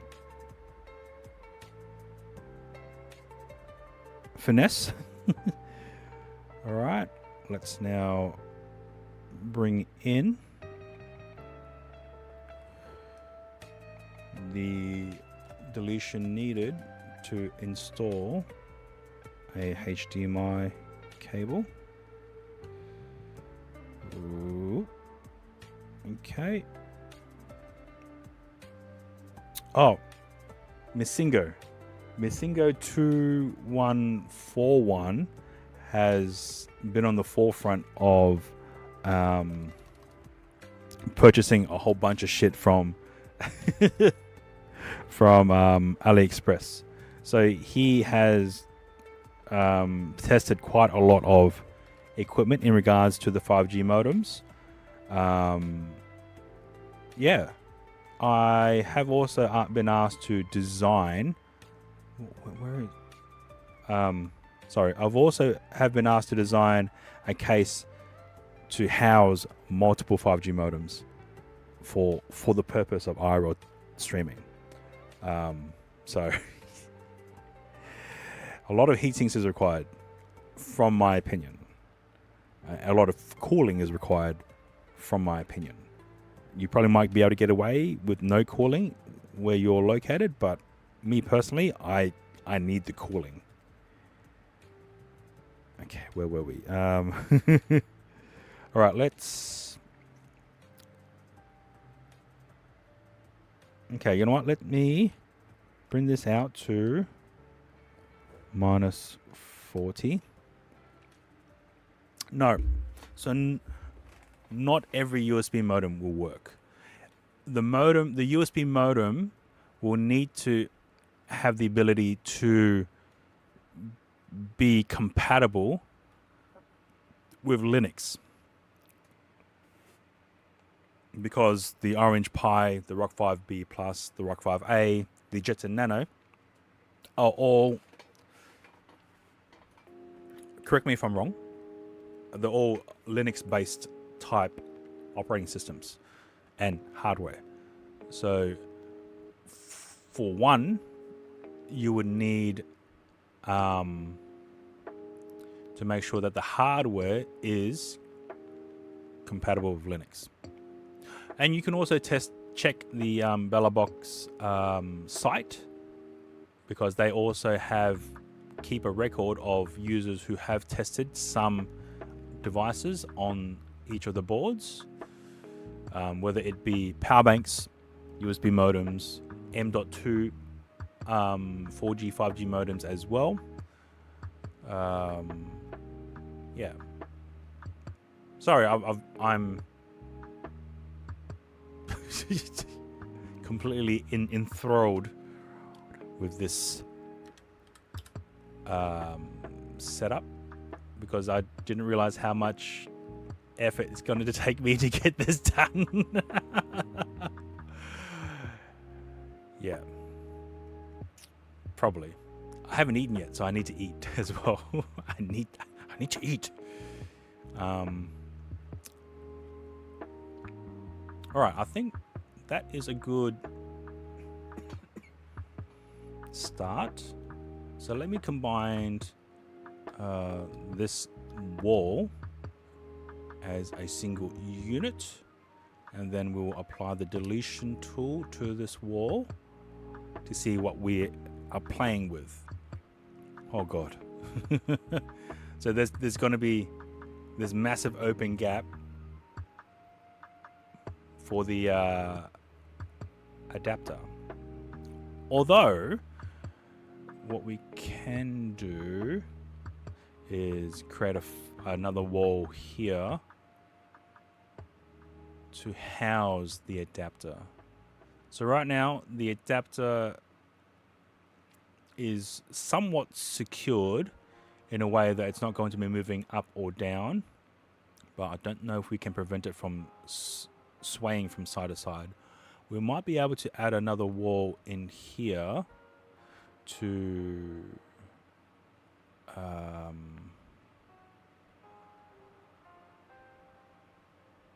actually, that's actually too thin. Maybe let's see. We can't make it too thick either, otherwise it will interfere with the board.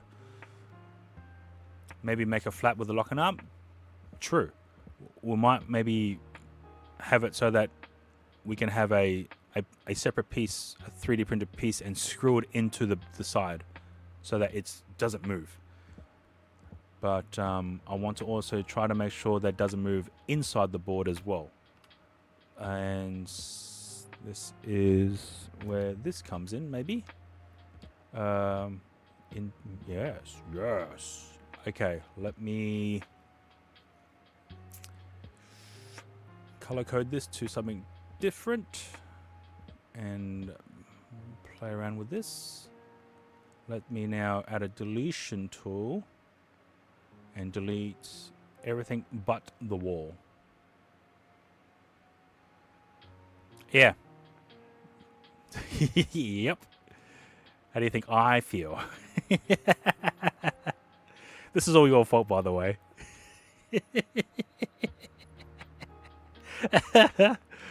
I'm kidding. I'm kidding. No, I'm not. I'm kidding. Okay, and we don't need that, so we can probably silence that.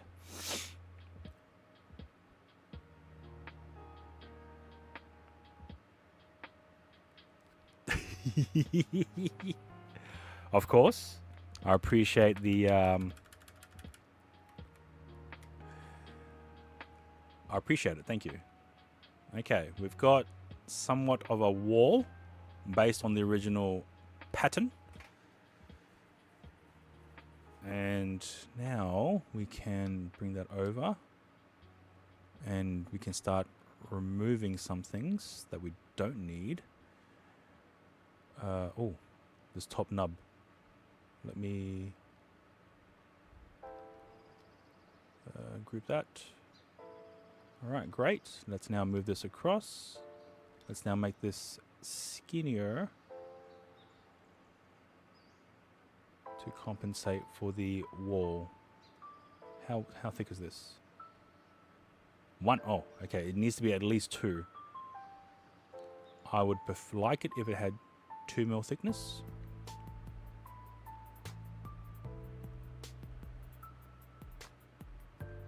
Okay.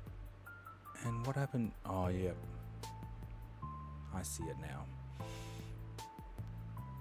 Okay, so we can add material down here. That's fine. And we can add material over on the top as well to give it a more firm structure.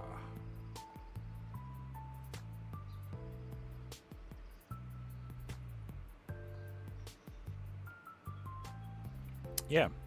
So we have an open gap here to plug in a HDMI cable, as well as the HDMI adapter.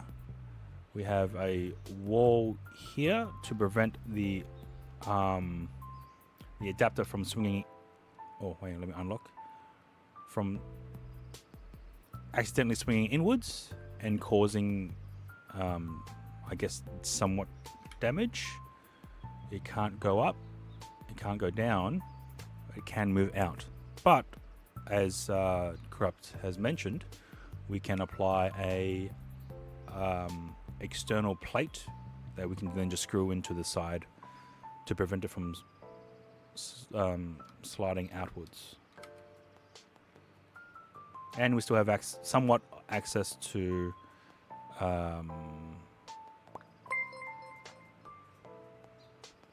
King Max Thompson. Welcome on in. Thank you for the follow. I do apologize. ads are running at the moment. All right. So we technically don't need this section here. It's just going to snap off anyway. We'll leave it. If we need to remove it, we can just cut it. So, all right, we need to add material. Okay, now I just need to move this out. Yeah, going good. Just doing some 3D designing here on Tinkercad. I'm just applying some 3D modeling for some IRL equipment. How about you? How about yourself? And if you don't mind me asking, where are you coming in from? What country, I guess? It's always interesting to see who's coming in from where. We have a few coming in from, well, I'm based in Australia, so we have quite a few coming in from Australia. We have a few coming in from the US, a few coming in from the Philippines. One I think was from Switzerland. So yeah, quite a few people from different locations. So again, thank you for following and welcome on in. Let me now increase that height. Oh, it doesn't actually need to. Yeah, it's even. All right, even Steven. We'll probably apply a solid height over here as well. Undo. Shift. Estonia. Oh, there you go. different countries. So I appreciate it. Thank you, everyone.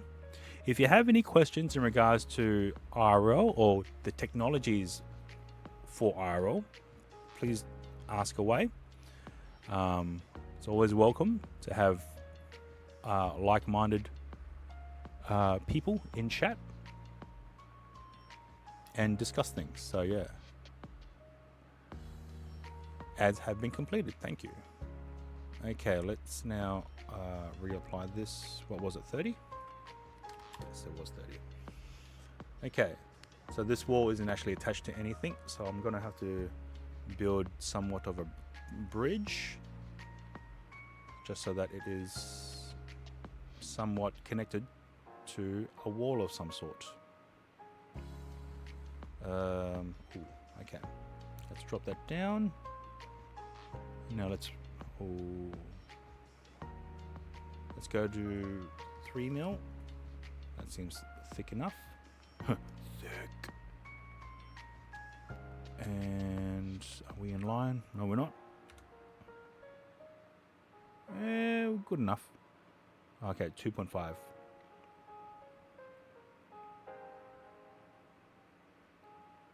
We need to extend.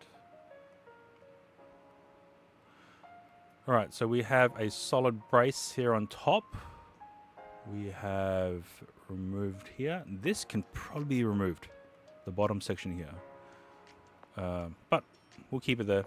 We can always remove it with a pair of pliers, a pair of cutters or blades. Okay, so we'll get this locked down. Should this be kept a solid piece? Yeah, no, for now, let's keep it a solid piece. Okay, let's now lock this down as well.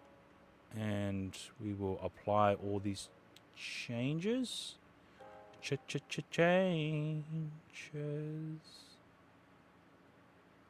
All right, double checking to make sure we have the correct pin location. Oh.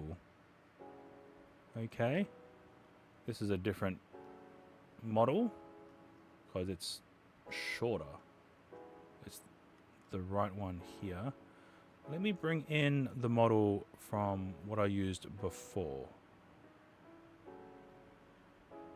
It's probably newer designs because I think I've changed something. Rock 5B version 2.1. Okay. Yeah, interesting that the case from the original project doesn't fit, or doesn't seem to fit, the new one. So now this could throw off some of my measurements out of whack. So let me just copy over the STL from here. it's locked. Copy.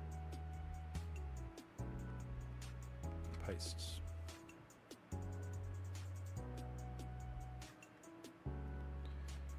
Okay, that's a bit of a worry because now this has shifted.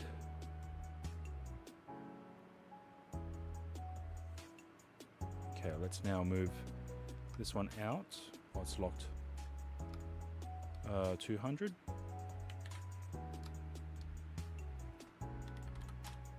Let's move this one here.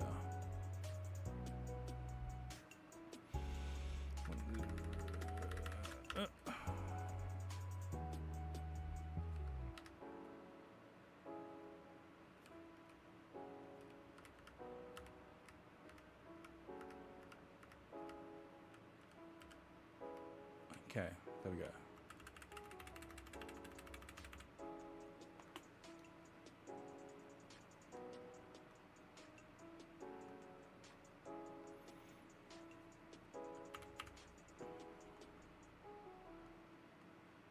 Yeah, okay, that's weird. That is very weird. It's not aligned correctly. And this is half of this case is the original design from the original person. Oh, do I have to make a new case? No. No. Okay, let's see. Let's see here.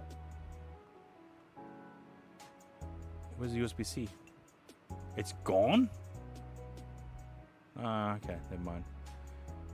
Okay, here we've got adding. Again, USB-C from here as well, it's also missing. Interesting. Copy pastes. Let's combine the two and see if there's any discrepancies between the two in terms of the dimensions. Okay, so everywhere should be shimmering, which means that everything's in line. So it's the same board. It's the same board. Okay, let's delete that. Let's move this back. Minus 200. Okay.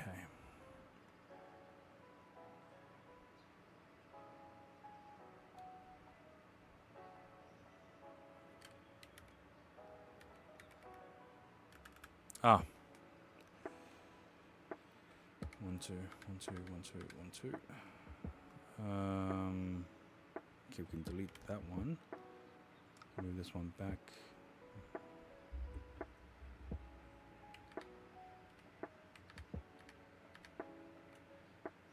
Delete that one. Move this one minus 200. Should be aligned. Oh, this one looks like it's a more updated version.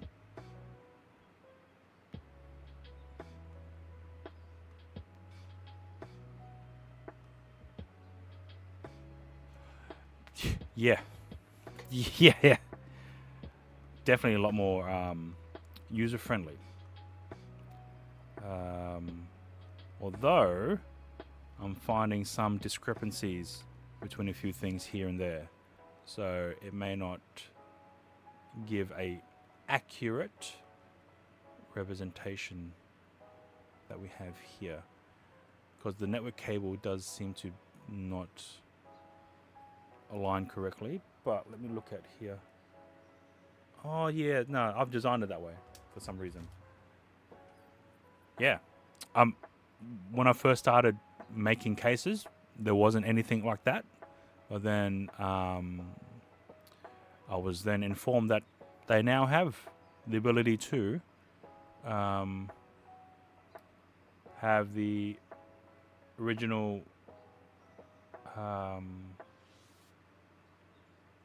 the original designs to utilize with. So yeah, now we're able to manipulate it to manipulate and design to a way that suits us better.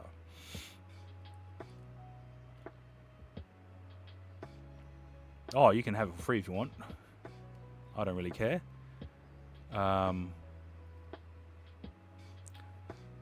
for the design. I'm not printing it for you. If you have a 3D printer, or you know someone who can print it for you, by all means, go right ahead. This is the Rock 5A Plus. Sorry, my bad, wrong one. This is the Rock 5B Plus case. To suit the side-mounted USB HDMI adapter, as opposed to my original design, which utilized this 90-degree adapter. As you can see, it's a lot more slimmer compared. You know you can print it for you? Cool.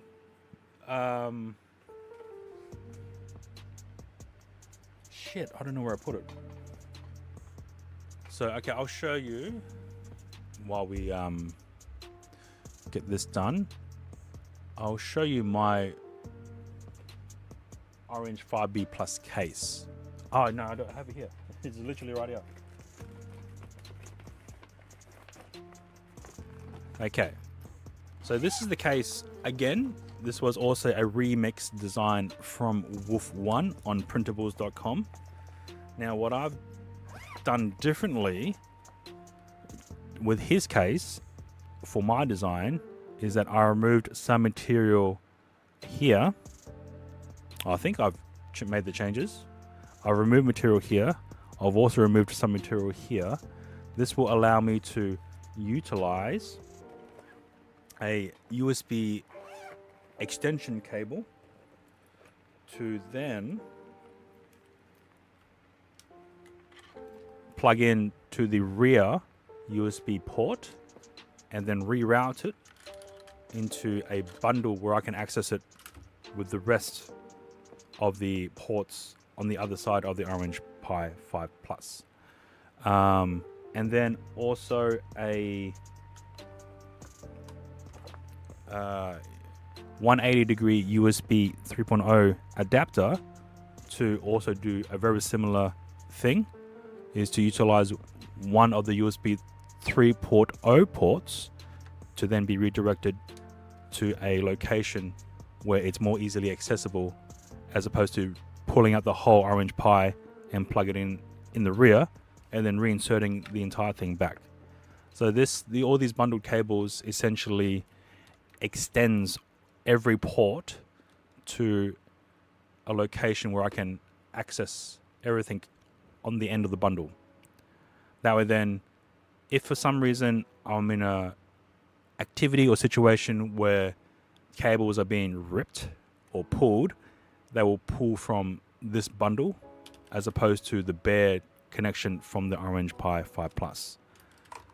So yeah, this case is suited for the Orange Pi 5 Plus, with some modifications that I have made to suit my needs. I mean, you may want to have the original ports as is without any damage to the case, but for me, I wanted access to all my ports in the one direction, as opposed to having to pick this up, turning it around, and then plug it in the rear.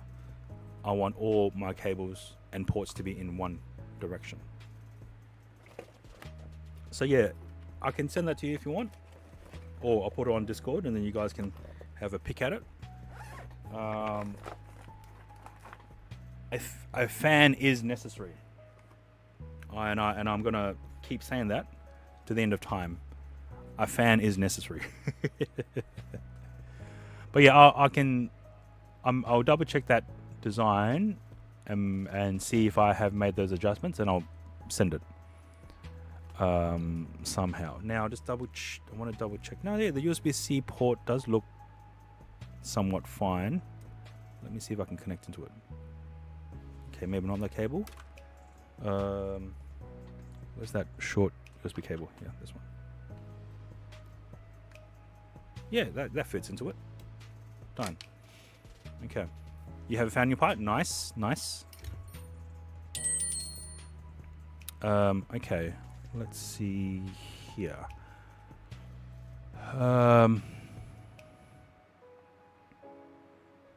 Okay, that makes sense. Everything here makes sense in this type of scenario. In this design, I don't think I need any more, so I can delete that. And this, we don't need the ridges because we have them already embedded as part of the case itself. What I will do is create a solid section here, so then we can install a screw for when we decide to insert a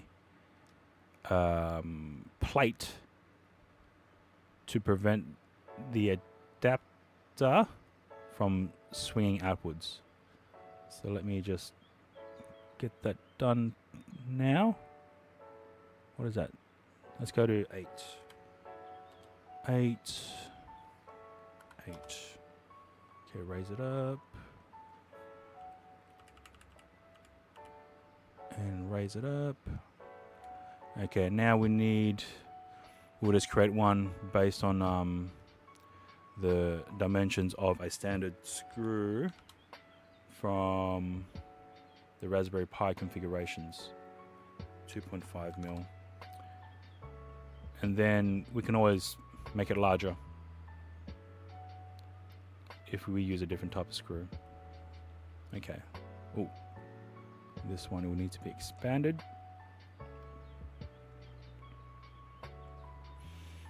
Okay, let's group all this together. I will now need to get the lid, because I forgot to bring the lid over, and make sure that fits. Now I am concerned about this. Even though I'm able to connect my USB-C cables, it just seems a bit odd. Okay, we might have to break everything down again. This is locked.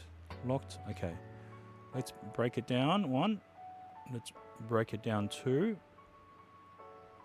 And what's this one? Let's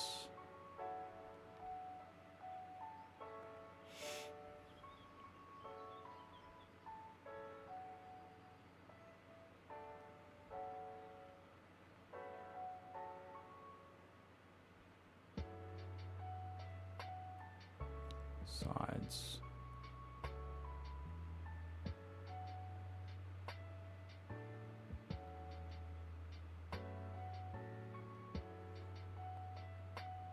Ash. We can always just, yeah. Can we? Oh, this is gonna be, it's gonna hurt. This is gonna hurt.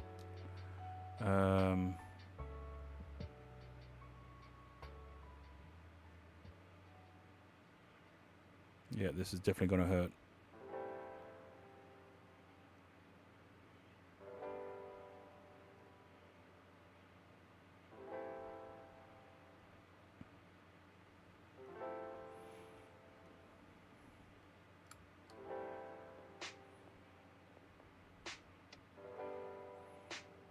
Yep, it's gonna hurt. Great, this is a deletion tool. Group. That is so much just for one thing. Okay, we'll now bring this over to here. 1, 2, 3, 4, 5, 6, 7, 8. Deletion tool.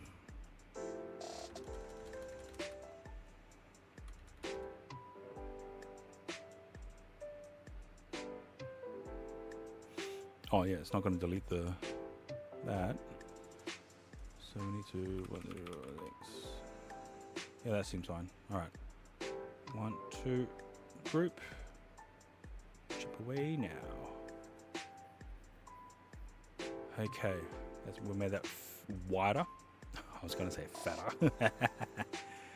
Yeah, all the other items are here. We'll just group that as one single piece group. And while we're waiting for that, this is a lid that we will paste into here.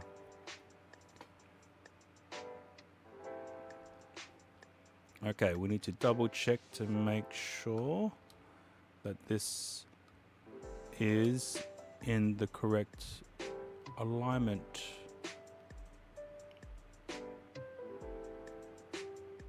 Alright. Oh, it's off. Why?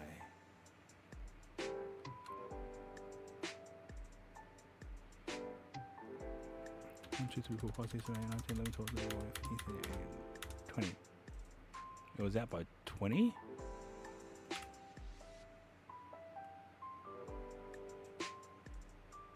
Okay. Oh, it looks like it's perfect. Well, let's check the holes. Yep. Okay, we should be good to go with this model, which I'll probably have to do a print myself. This model, I want to incorporate the V-mount setup as well. So I'm gonna have to go back into the Rock 5A V-mount design and pinch that STL and bring it over into this setup. Rock 5 with UPS, no. Rock 5A V-mount design. Okay, tinker with this. Let's go.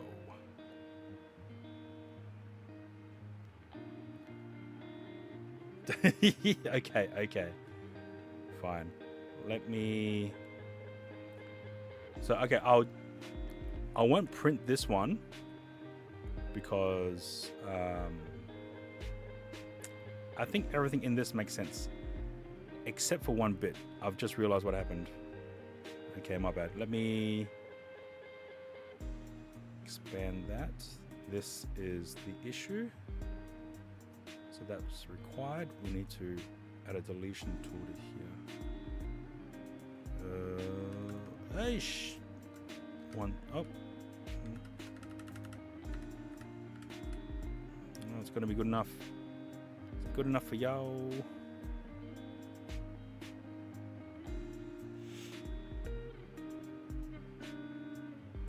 Okay. Here we go.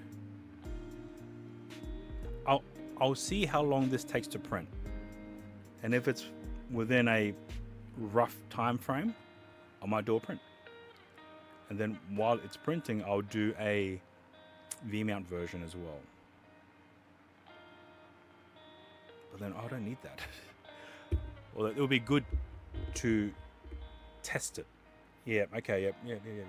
It's fine. Okay, we have everything here. We have access to those M.2 expanded ports. Great.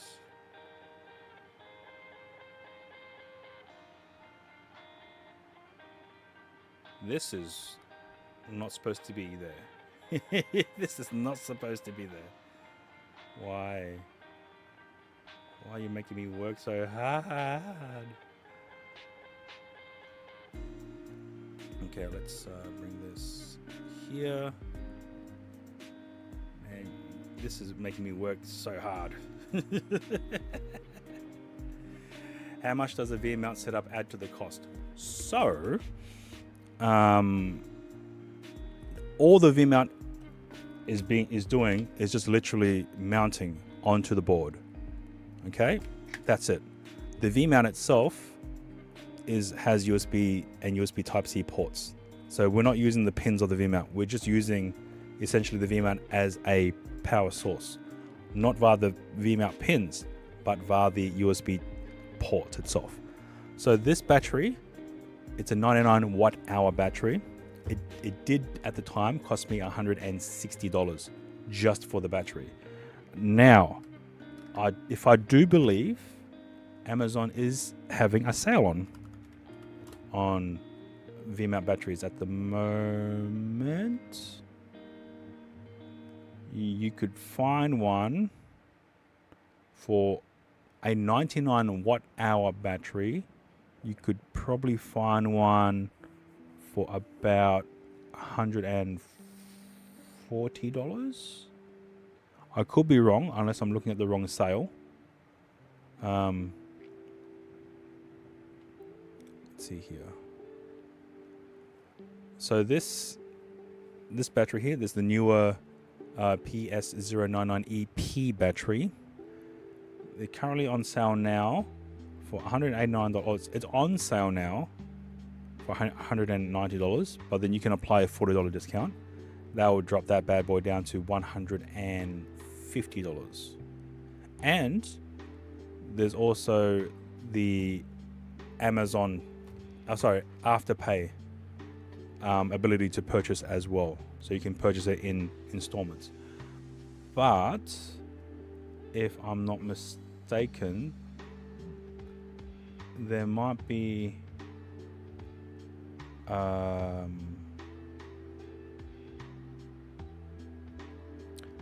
Oh, this one here. There it is. I had it in my cart.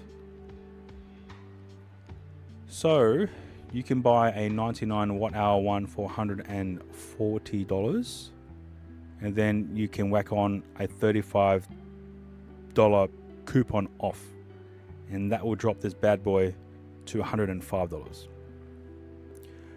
The difference between this particular one and my one is that the one that I currently own right now has the ability to do 90 or 100 watt power delivery fast charging, whereas this one only has the ability to push to charge 65 watt input.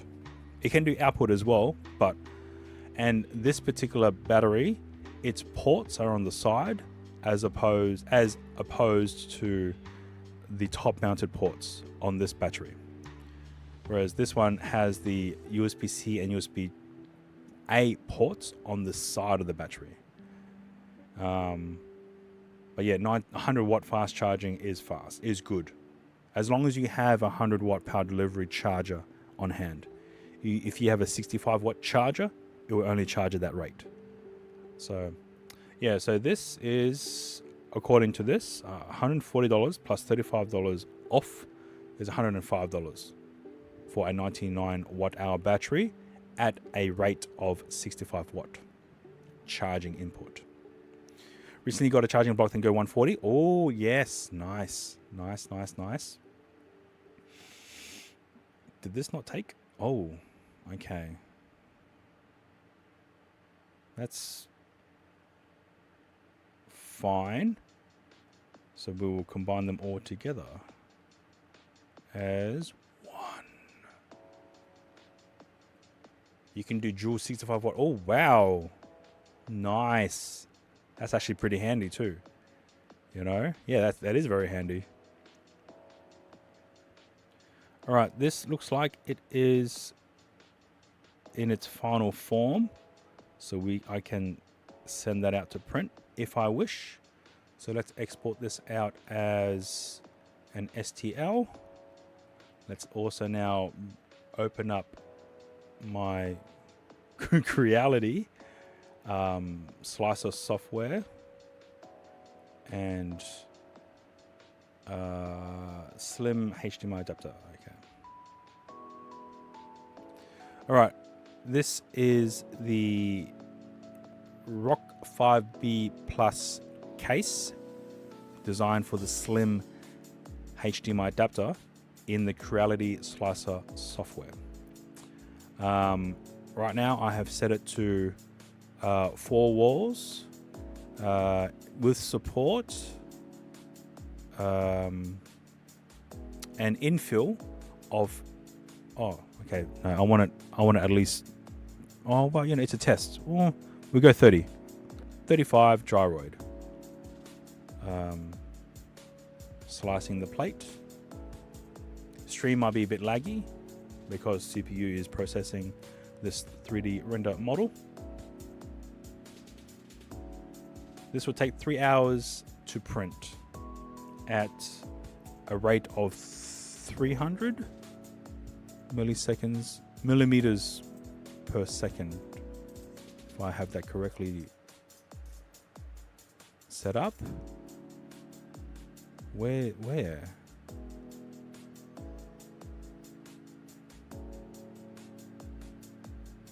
Okay, I can't see where I put the speed. Oh, here it is. 300 millimeters per second is the fastest that I've set this to. it's I could this machine, my Creality K1C, can do faster, but going faster means the higher risk of potential failure. So yeah, okay, I need to make sure we have supports. Okay, this is where I need to have supports under this beam here. So we need to select the print. It's now section view. Okay, this is where I want extra